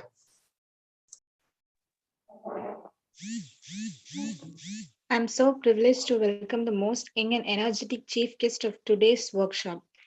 It's none other than Dr. V. Venkatesh, Assistant Professor, Department of Chemistry, IIT Roorkee. He started his educational career as BSc Chemistry student in Gobi Arts and Science College, Bharatiyar University, MSc Applied Chemistry at Anna University, Chennai, pursued his PhD Chemistry at Indian Institute of Technology, Kanpur during the year 2014. He has major interest towards bioinorganic chemistry, interface between chemistry and biology, metal-based anti-cancer drug design. His professional background was quite active from the year of 2015. He joined the Newton International Fellow. In 2017, over the period of 2 years, he worked as DST Inspire faculty. In 2019, he joined as assistant professor in IIT Roorkee. He was honored by DST Inspire Faculty Award by Department of Chemistry and Technology, the Government of India in 2017. Newton International Fellowship Award by the Royal Society and the British Academy in 2017. A. Lilly and Company Asia Outstanding Thesis Awards by A. Lilly and Company in 2014. He has participated in seminars all over the world and has given special talks at the University of Warwick, UK. I once again welcome you, sir. Thank you for the nice words of introduction. First of all, I like to thank Professor Mail Murugan for inviting on this workshop on advances in chemical science. So, can you able to see my screen?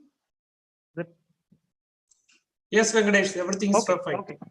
Okay. So my research revolves around the basic areas of inorganic chemistry. So starting from designing small metal complexes and designing nanomaterials and study their application in biology as a fluorescent probe and in medicinal chemistry as a therapeutic agent. So it is a kind of therapy as well as diagnosis. So we can say is a theranostics. And these are all some of the representative publications in that area. So you can also visit my website if you want more information about these things. So today I'll be talking with you on the topic theranostic applications of metal complexes and metal-based nanoclusters. So I divided my talk in the following. So I'll give an introduction about each topic.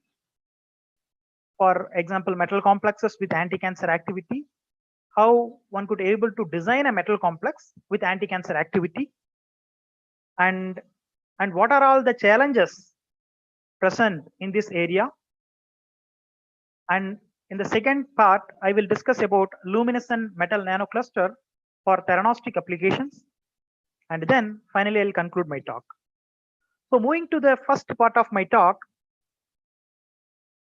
So metal complexes with anti-cancer activity. So if we say this metal complex with anti-cancer activity, the complex which immediately come to most of our mind is that cisplatin. So if you look back the history, how this cisplatin was discovered, which will be really interesting. Okay, Professor Bernard Rosenberg, who is from Michigan State University. So he tried some fancy experiment. So he used a bacteria E. coli. He applied electric potential on this bacteria E. coli.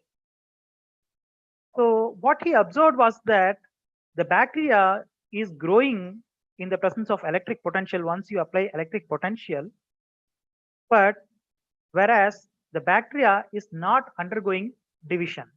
So that is what the outcome of his experiment. He keenly looked at the his experiment, what had happened and what caused the inhibition of cell division, because he was aware that the inhibition of cell division is very, very important, because cancer cells are undergoing completely they divide very fast. Okay, so inhibiting cell division is a very, very important. Okay, then he tried to understand what exactly happened. So then he realized that during the electrolysis process, he used a platinum electrode, and that platinum electrode, the platinum leaked from the platinum electrode, and he used a buffer ammonium chloride, and that from the platinum which is leaked react with this ammonium chloride, and which produces the platinum complex in micro or nanomolar quantity, which is very, very small. Okay, and that small amount of compound is enough to inhibit the E. coli division. Okay, so this is where the discovery of cisplatin started, and then he designed platinum 2 and platinum 4 complex in his laboratory, and he tested against wide variety of cancer cell lines, and he found that it exhibits fantastic anti-cancer activity. And not only that, he did the same thing with mouse model as well, and it shows very good activity. And that's how the start of cisplatin in the clinic started.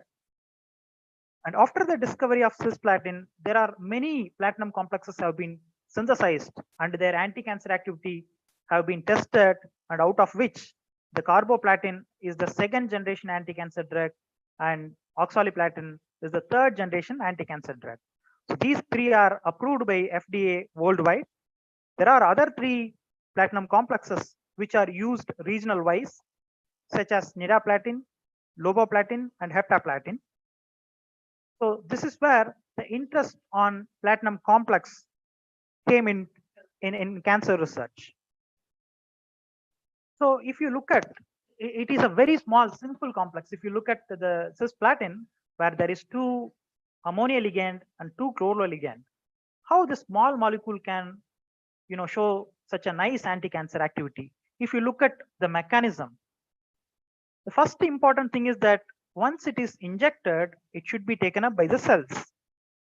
So by the cells, how it can get inside the cells? There are 2 pathways. One is active transport.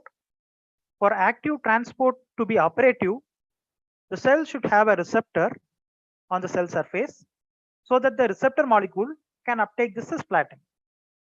The other way is that passive fusion, where the molecule cisplatin can diffuse inside the cells. So researchers found that both the pathways are operative here. In case of cisplatin, where active as well as passive transport both are operative, whereas in case of active transport, there are proteins, copper transporter proteins, which is present on the cell surface, which is basically taking the cisplatin and getting inside the cells. So what happens when this cisplatin enter inside the cells? So if you look at the extracellular fluid, the chloride concentration, which is very, very high, around 104 millimolar. So under this chloride concentration, the cisplatin will be intact. It won't undergo any, ligand release or ligand replacement because the chloride concentration is very high. But once it enter inside the cell, so what can happen is that the chloride concentration goes down drastically. So where the chloride concentration inside the cell is near around 4 millimolar. So that time, what can happen is that the hydrolysis which can replace the chloroligand and which can form the aquoligand. So it can be monoaquated and also it can also form diaquated platinum complex. So we all know that the aquoligands are not very strong ligand.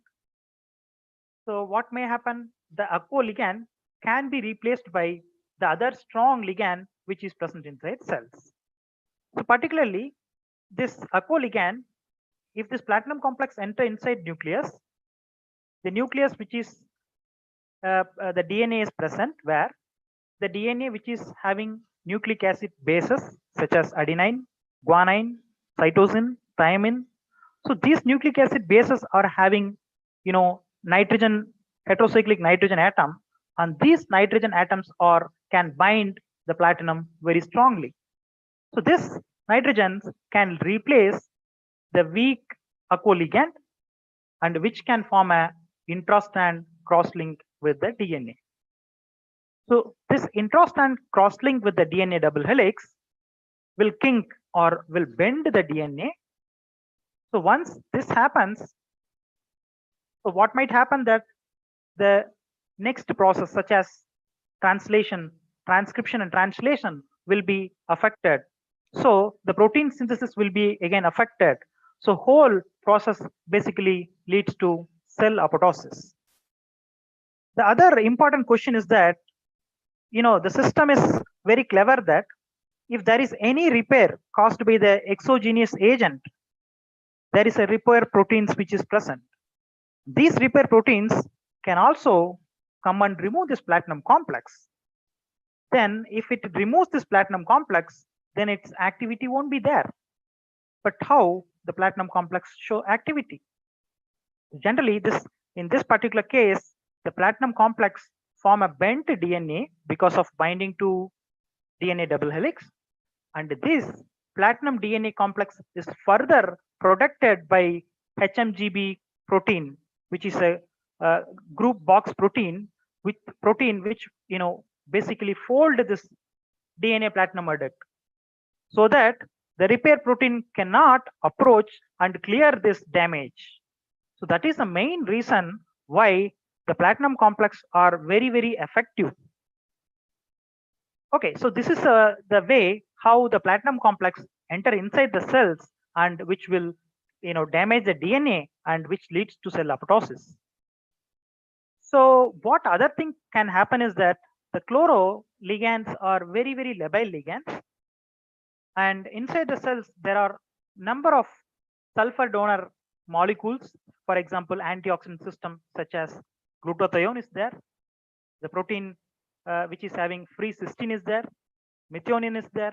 So these sulfur ligands can bind with platinum very strongly. So the chloro ligand can be knocked off and the sulfur can bind with this platinum.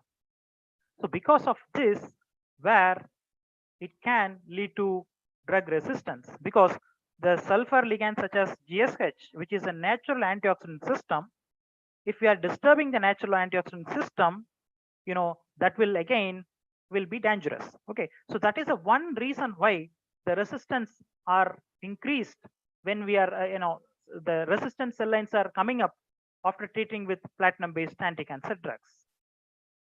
So we will see how this can be avoided, or one could able to design a complex which could able to overcome this resistance. So before going into that, I just want to give a brief overview about light activated drugs. So the light has been used as a therapy for long time back by our ancestors. So there is a plant which is Ammi Maju, which the plant grow in the bank of river Nile. So people observe that after taking this plant, they have sunburns. Okay, so what is present in this particular plant? Why this particular plant is causing sunburns? Researchers are curious to find out what is the molecule present in that, and they found 8-methoxysporulin is the molecule which is present in this particular plant, and which is basically the reason for it causing a sunburn. So if you look at what is happening with this particular molecule, this molecule can basically intercalate with the DNA double helix. And after intercalation, once if we shine the light of particular wavelength where it can cross-link with the DNA and it can damage the DNA. So if you look at the picture which is in the right side, this is a patient who is affected by psoriasis. So psoriasis is nothing but a disease where the cell growth is 10 times faster than normal cell growth. So if you look at the flakes, there are flakes which is present. Okay, and after the treatment with 8-methoxysporulin and after radiation with particular wavelength of light, where the flakes are gone and it regained back to its normal position.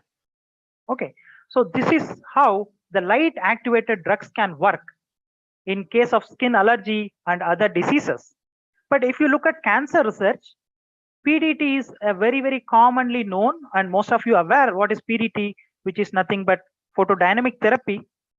So when we shine a light on particular molecule, that particular molecule produces singlet oxygen or reactive oxygen species, and that reactive oxygen species or singlet oxygen will damage DNA or other protein, and that leads to cell apoptosis. So some of the FDA approved PDT agents are porphyrin, which is having porphyrin unit in its molecular design, and aminolevulinic acid, and which basically synthesize porphyrin inside the cells once it is injected, and the other one is methyl ester of aminolevulinic acid. So these are the 3 PDT agents which was approved by FDA for clinical use worldwide. So now I am moving to the research work which I have carried out. And so why the platinum 4 prodrugs? I have shown that the platinum 2 complexes, and the first question one could ask that why platinum?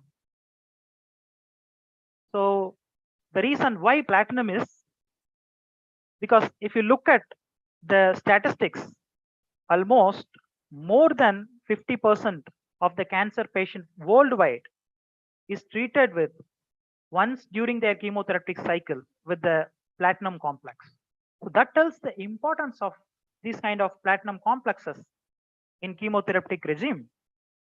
And if you look at what are the challenges which is present in such kind of platinum complexes, the first one is the drug resistance after a couple of treatment cycle where the drug is ineffective, and the second one is side effects, because this can also, as we have seen in the previous slides, the platinum can also react with the sulfur containing ligands so that it can lead to some other unexpected reaction and which leads to the side effect. How my research is how one could able to overcome these drawbacks. So side effect, the reason for side effect is that it's very reactive. So can we make a complex which is not very reactive with sulfur ligands? So that is what the idea. So we can make a complex with L is a ligand which is very strongly bind with platinum. X is a ligand that should also bind strongly, but under certain stimuli condition where it can undergo cleavage, and Y is the ligand which can also undergo cleavage under certain stimuli condition. So what we used was that we used light as a stimuli to convert this non-toxic platinum 4 prodrug into highly toxic platinum 2 drug molecule. So the prodrug is, they're absolutely non-reactive. Even if you react with glutathione, it won't be reactive. It won't react with anything. So that is the idea of designing such kind of platinum 4 complex. But once you use some stimuli, for example light, it could able to convert into platinum 2 complex. But again, the platinum 2 complex will be cytotoxic. So that is the idea. And by doing this, we have 4 ligands anyway getting cleaved off. Can we make use of this 4 ligand in a beneficial way? Yes, we could able to do that. So if we have the ligands such as Y or X, if we attach something such as targeting groups or bioactive molecules, then we could able to target cancer cells specifically.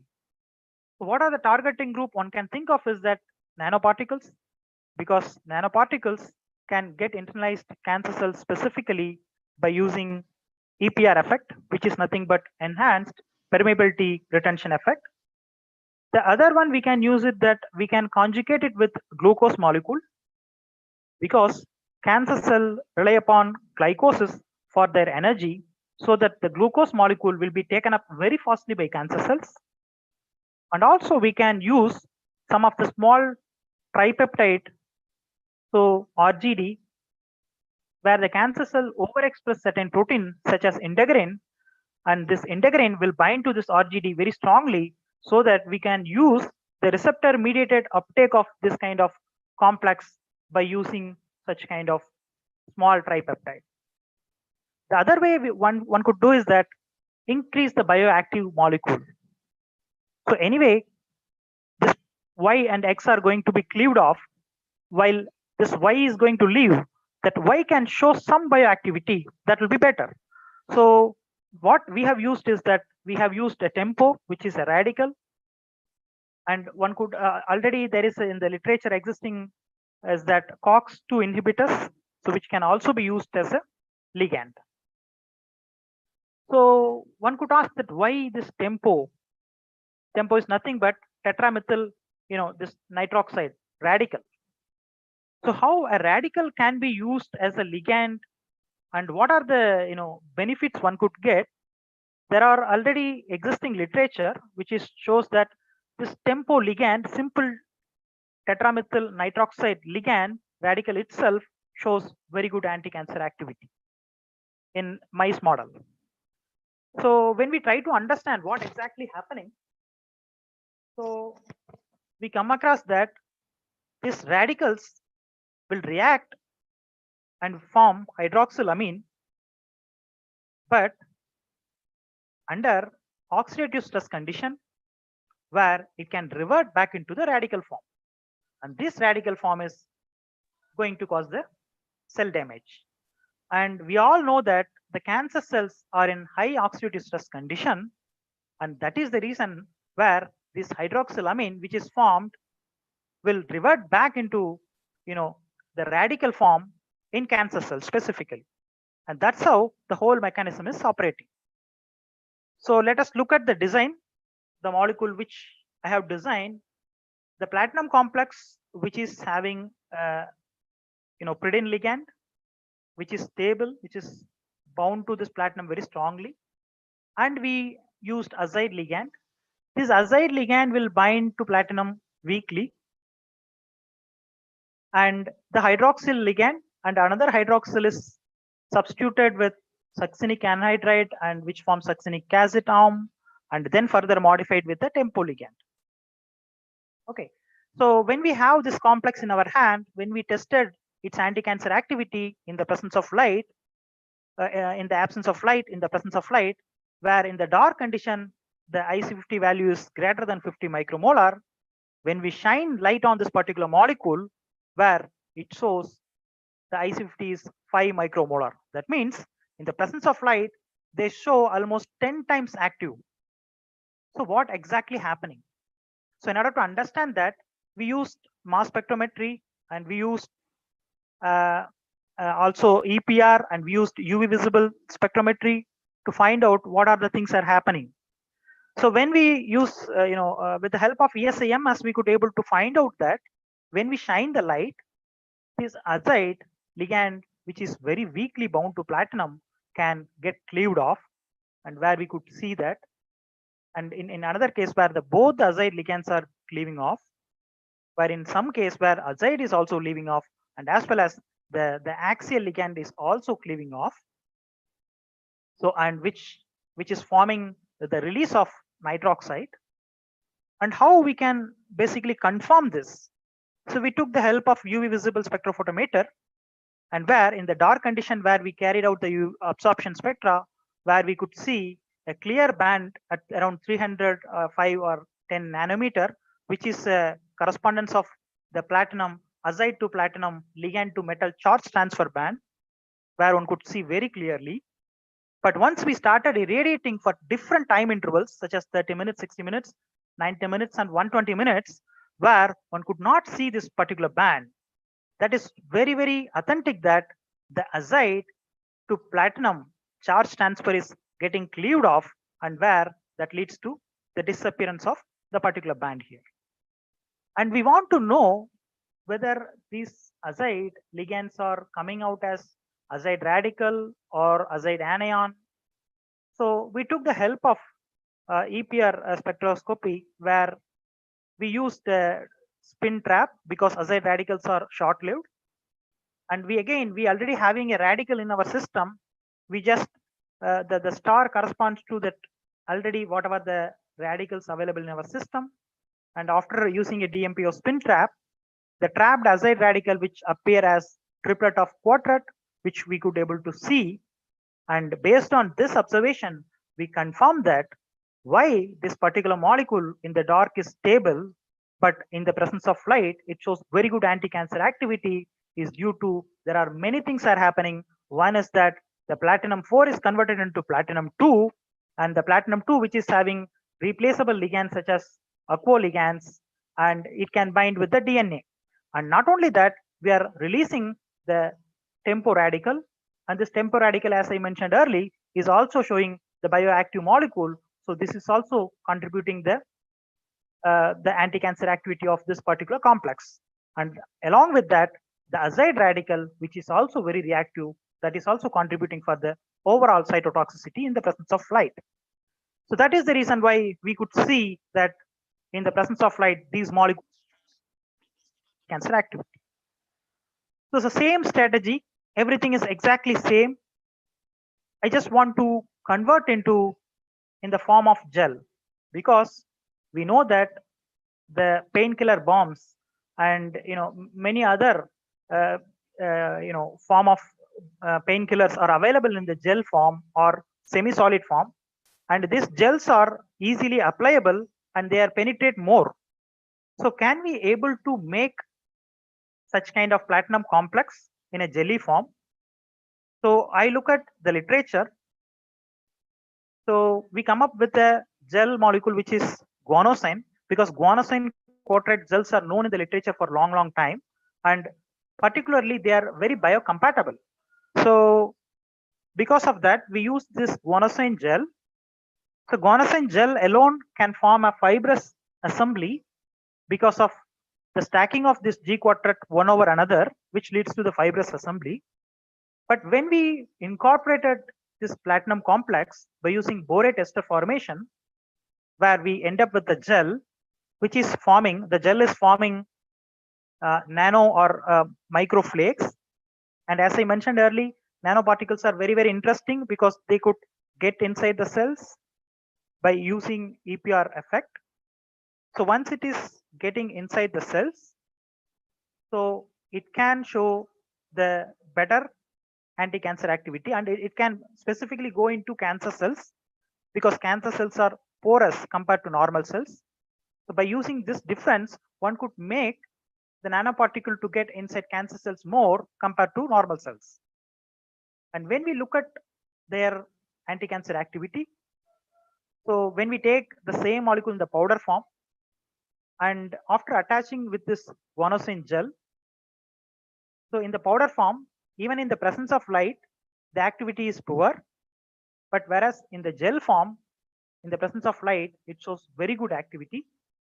So we found that photocytotoxic index is around 5.6, and the selectivity is very high. So this is what very important because once we are working with such kind of anti-cancer agent, it should not disturb the normal cells. It should basically get inside the cancer cells. So the increased selectivity may be due to because of forming nano and microflakes. And we did number of control experiments because we used many things for making such gel. So we want to make sure that nothing else is contributing for such a high toxicity. So we did the control experiments and we find out the IC50 values. So they are not toxic. So until 1.5 millimolar concentration. So and in case of guanosine, which is until 2.5 millimolar concentrations. So moving to the other molecule, which is cyclomethylated iridium complex. So the ultimate aim is that we want to know that, as I discussed earlier, the tempo ligands, really these tempo ligands have some effect on the anti-cancer activity. So we tested with one tempo molecule. We designed the iridium complex. Particularly the reason for choosing cyclomethylated iridium complexes, they are highly luminescent. So one could able to see where it is entering inside the cells. So in order to dissect the possible uptake mechanism and other, we use the cyclomethylated iridium complex. And cyclomethylated iridium complex with one tempo ligand. And we also use the two tempo ligands. So as expectedly, we got a 3-line spectrum in case of EPR. But when in case of two tempo ligands, instead of expected 3-line spectrum with higher intensity, we got altogether a different spectrum. Luckily, we got the crystal structure where you could see that the two radicals which is present here, nitroxy radicals are there and they are far apart. So in order to better understand, we took the help of DFT calculations, and where the DFT calculation shows there are two energetically favorable structures. One is the one which we could see in the crystal structure where the two tempo radicals are far apart,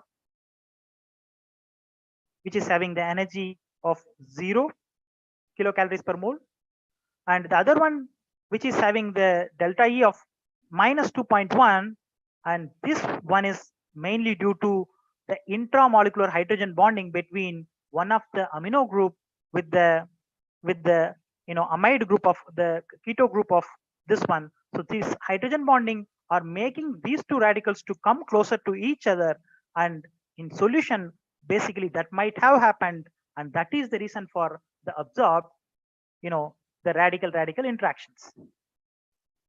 And even photophysical properties, you could see that how fluorescent they are.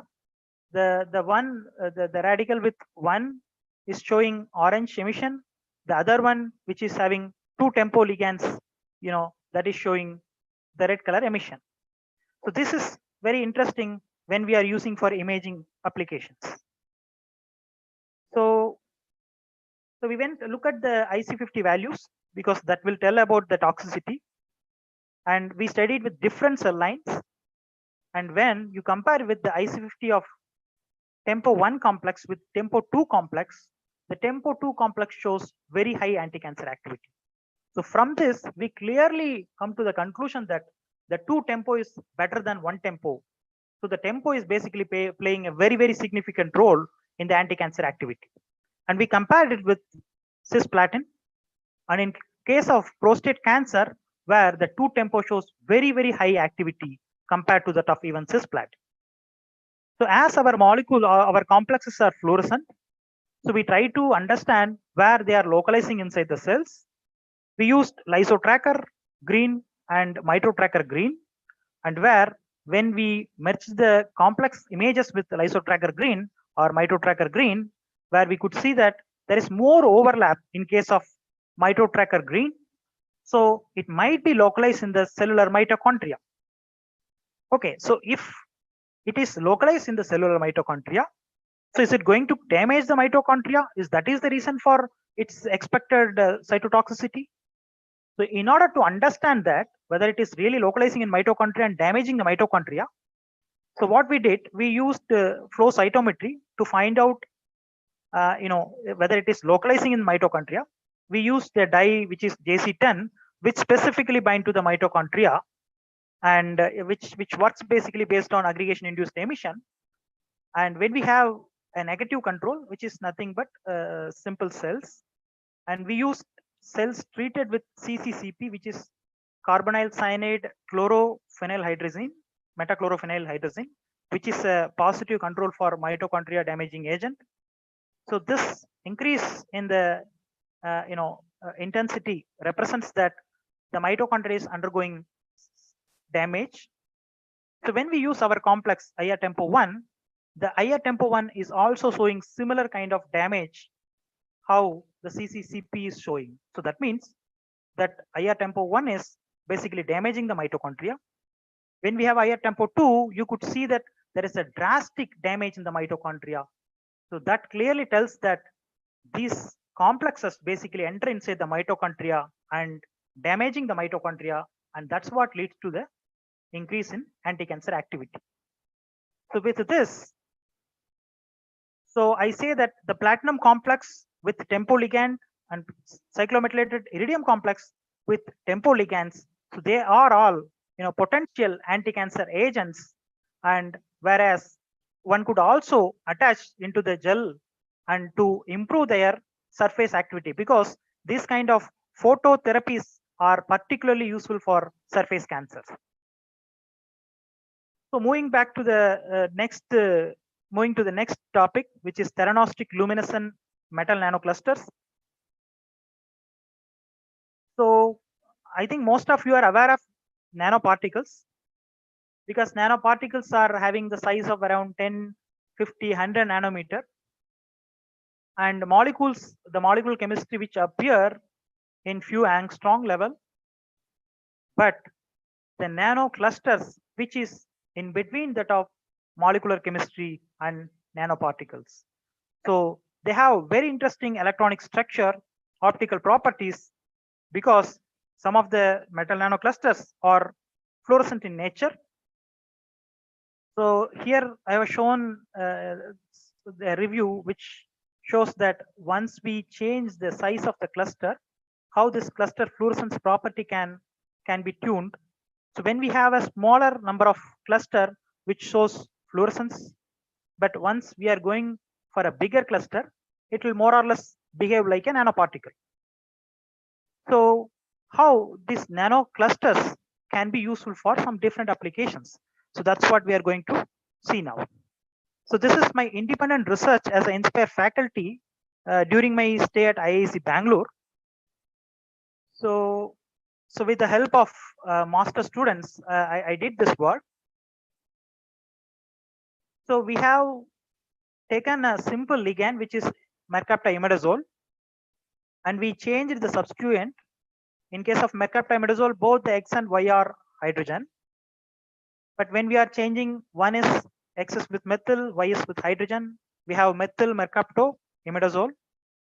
And when we have changed both the X and Y into methyl, which is dimethyl mercaptoimidazole. So when we try to form a copper cluster, so the reaction of copper sulfate with this particular ligand, and this copper sulfate react with the sulfur, which reduces copper 2 into copper 1, and in the presence of hydrogen, which further reduce into copper 0, and which form copper nanocluster.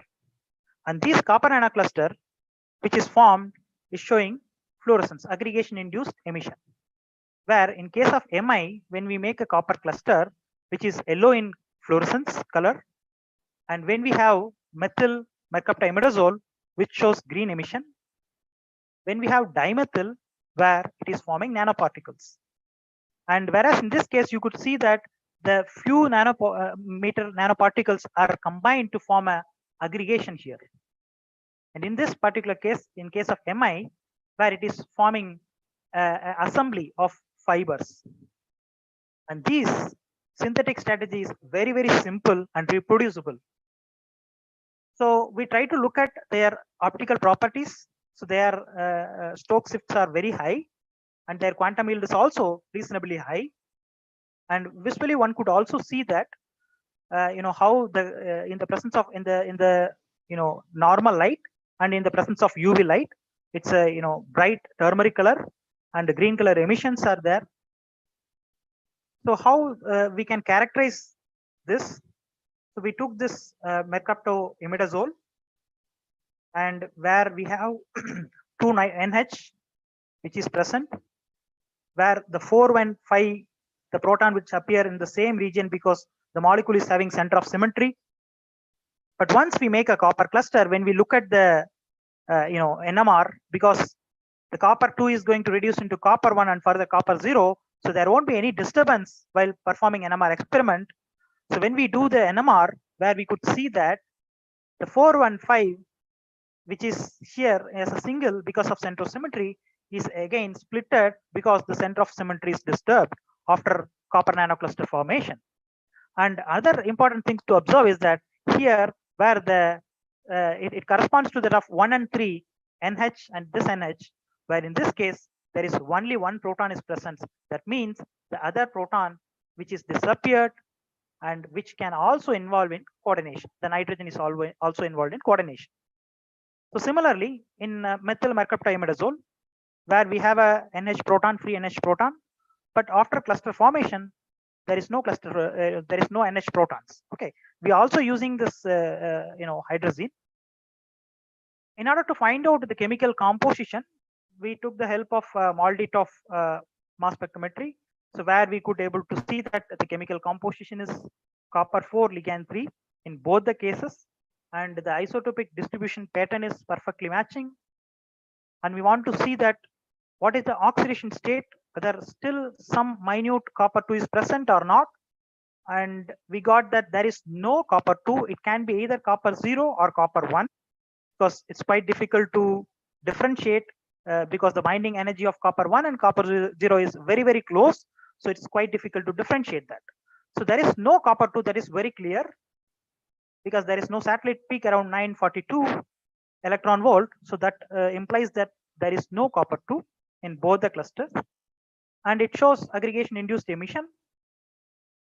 So what is aggregation induced emission? So the molecule shows emission, bright emission in the aggregated state. For example, if you take the cluster in DCM, which is soluble, they are not emissive. But once you started increasing the methanol, in the presence of methanol, the cluster started aggregating. When I increased the volume of methanol, where we could see that the aggregation is increasing and also their luminescence is increasing. Okay, so this is what the aggregation induced emission, and which is mainly because of restricted rotation, and also in the aggregated state where the molecule, instead of having a planar structure, they have a rotor structure. So that is the reason why one could see this aggregation induced emission. So this is in case of copper nanocluster at Mi, and this is in case of copper nanocluster at MMI. And we studied it thoroughly with the help of SEM and TEM, and where we could see that copper distance in this copper cluster, and in case of Mi, where it is forming fibrous assembly, and which is also evident from SEM and TEM. And this kind of aggregation induced emission nanoclusters are very important, because most of the organic dyes are aggregation induced quenching. They undergo aggregation induced quenching. So that means if more and more concentrated, if the sample, then our emission won't be visible sometimes. So inside the cells, if the concentration of our molecule is getting increased, we may sometimes end up with fluorescence quenching in case of organic dyes. But in case of aggregation induced emission, when the concentration is increasing, that basically improves the fluorescence emission. So that's what we have seen. So in another study very recently, which is published, where we used a pyrimidine based thiol ligand for designing a copper nanocluster, and in this case where we used sodium borohydride as a reducing agent, where we could able to get orange and red color emitting cluster. You could see that in the solid state itself they are highly luminescent, and where you could see also in the solution state how luminescent they are. And we found with the help of ESAMS, we could find out the chemical composition. In case of 5MT, it is copper 3 L4 cluster. In case of 6MT, which is copper 2 L2 cluster. and again the same aggregation induced emission which we could able to see. So this time we studied again the toxicity. They are not toxic, and they could able to get inside the cells, cytosol. So with this in hand, we thought that can we use this for some applications.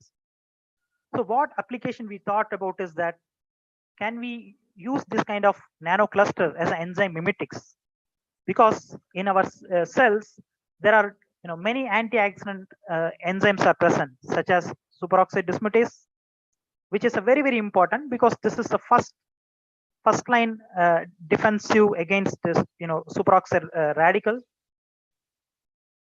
So then the superoxide radical in the presence of SOD can be converted into oxygen molecule and hydrogen peroxide, and oxygen is fine, but hydrogen peroxide is still a toxic, because at higher quantity it can carry out the Fenton's reaction, which can produce hydroxy radical, and the radicals are again dangerous.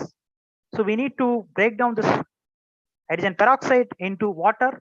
It can be catalyzed by either GPX, glutathione peroxidase, or it can also catalyze by the enzyme catalase. So the first step is very important, crucial step is converting the superoxide into oxygen and hydrogen peroxide. So this enzyme, which is having copper 2 in its active site, and which will shift to copper 2 to copper 1. So we thought of using our copper cluster, because which is also having copper, because this enzyme use copper for their catalytic cycle, whereas zinc act as a structural unit. So can we try for the SOD mimetic activity of this particular cluster? So we tried for the SOD mimetic activity. We produced this superoxide with help of xanthine oxidase, and which produces superoxide. So in the presence of WST1, which is a dye which gets oxidized into formazone, one could colorimetrically see that the presence of superoxide. So we got this superoxide, but once we treat it with our nano cluster, where the superoxide is diminished, so you could see that over a period of increasing the concentration of our nano cluster, and that leads to where there is no color, because that tells that clearly that this is not happening. Once we taken off the superoxide, where the WST1 to formazone transformation is not happening, and that is the reason why this is colorless. So in the both the case where we have studied the SOD mimetic activity, they have shown SOD mimetic activity at different concentration. One is at 87 and another is at 106 micromolar concentration. Very importantly, at this particular concentration, they are not toxic. So whatever the assays, SRB or MTT assays which I have shown, so these clusters are not toxic at this particular concentration. So it can be used as a SOD mimetic. And if you look at the natural system, for example, natural enzymes, so they are not only performing one job, they will perform multiple jobs. So that is the that is where these nanomaterials cannot cope up with the natural enzymes. So we try to study the other interesting property of the enzyme SOD. The SOD also known to trigger the release of nitric oxide. So we studied that also. Can our nano cluster can trigger the release of nitric oxide from the GSNO, which is the glutathione nitric oxide. The reason why we have chosen GSNO is that the biothiol which is present inside the cell in large quantity is the GSH. So that is the reason we tried with the GSNO, where we could see that with help of UV visible spectrophotometry, where one could able to find out the GSNO is undergoing triggering the NO release, and which is forming disulfide GSSG. So where you could see that GSNO at around 335 nanometer, which is undergoing the intensity is going down. That means the nitric oxide is getting released, and particularly the GSSG is increasing. That means the formation of this is happening, and in this case you could very clearly see that the GSSG is increasing. So we used this nano cluster. Not only they mimic the SOD activity, but they can also perform NO releasing activity. So these are all some of the works which is ongoing. So with this, I conclude my talk. So where in the first part, I have discussed about the platinum complex and cyclometylated iridium complex with tempo radicals and their anti-cancer activity, and how this kind of platinum complex can act as a prodrug, and also which can answer some of the questions which was not answered by platinum 2 complex. And in the second part of my talk, where I discussed about not gold cluster, only copper cluster, and imaging as well as theranostic properties of copper cluster, particularly in case of superoxide dismutase and N-releasing activity. And with this, I acknowledge my supervisors for making me a researcher, and I thank my co-workers, colleagues, and these are all MSc project students, and this complete cluster work is done by MSc project students. And I thank the funding sources such as DST Inspire Faculty Award for generous funding, FIG IIT Roorkee Faculty Initiation Grant, and Newton International Fellowship, and currently they are supporting with the follow-on funding, alumni follow-on funding. So with this, I will finish my talk. Thank you all.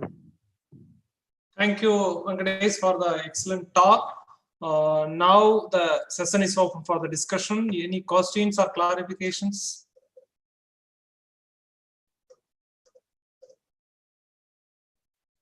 Student side?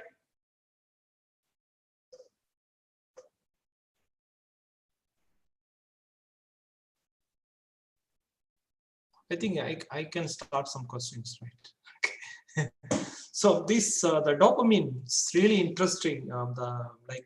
With the platinum complex with the dopamine. So right.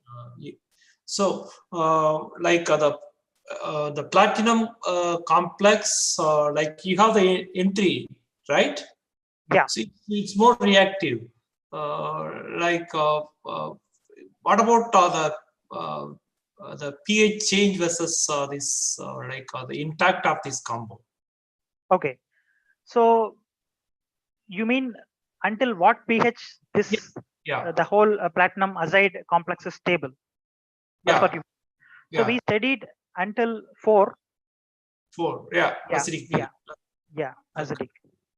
Yeah, right. And we also studied this with GSH. So there is no any degradation.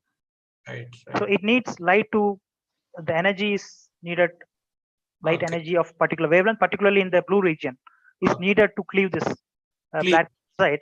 Basically, we tried a lot to shift it towards red region, but we were unsuccessful in that case. Right. Okay. So do you think so the variation of the electronics on the pyridine ring will help to reach the goal? The substituent on the pyridine ring. Yeah. So there are some extensive study on modifying this pyridine ring with different electron donating as well as electron withdrawing, but there is a slight change in the activity. Right. So there is not much, change in the activity or either the photoactive behavior. Okay, that's great. It's a wonderful molecule. So any other questions from like the student side or faculty side?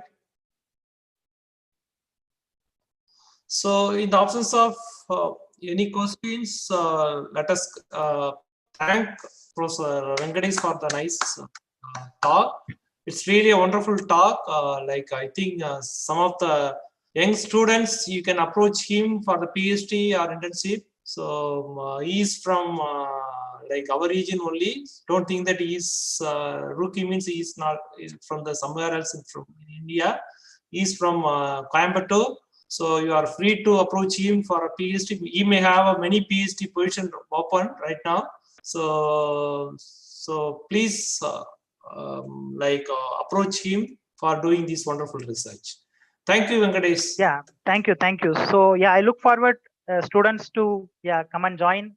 If interested candidates can come and join with me. So, you need to advertise yourself. Yes. I was doing. Okay. Thank you, Venkatesh. Okay. Thank you. Thanks. Thank you. We thank all the 3 speakers for the excellent talk. So now over to the organizers for the concluding remarks and on vote of thanks. So I can be present or I can leave. Yeah, you can be we are going to finish meeting in another 5 minutes. Okay. Over to Dr. Marietta. Thank you, sir. Bharati. Yes, ma'am. Thank you, sir. Your talk is very much informative and useful for us, especially your drug delivery and chemotherapy. Thank you, sir. Okay, ma'am. Now, this is the end of the technical session of today's workshop. I welcome Dr. M. Baby Marietta to deliver the vote of thanks.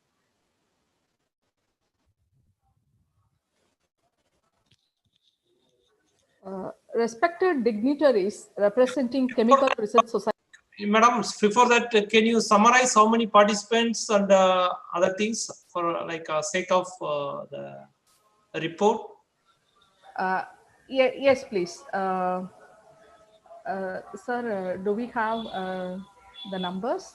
It can be approximated. No. Sir, 340 participants they have registered, and out of 340, approximately 150 has attended this meeting, sir, and some have attended the first talk and some have entered in the second talk, like that.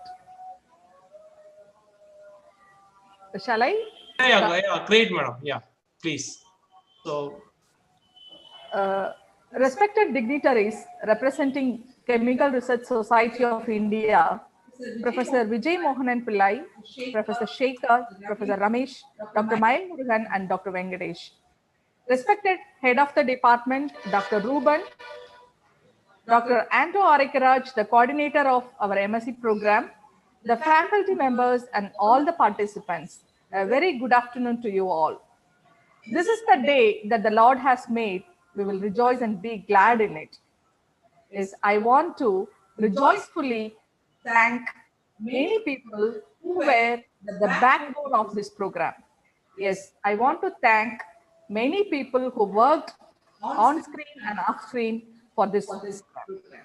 I am delighted indeed to thank Dr. Mayal Murugan, the convener of CRSI meeting. In fact, he approached me. We were friends in the Bharadasan University while we are doing PhD. And in fact, he generously offered this program and talked to me that we want to conduct this in your institution. It's a really a wonderful opportunity for us to have to meet such eminent persons in this platform. And I also thank Dr. Ramesh, one of the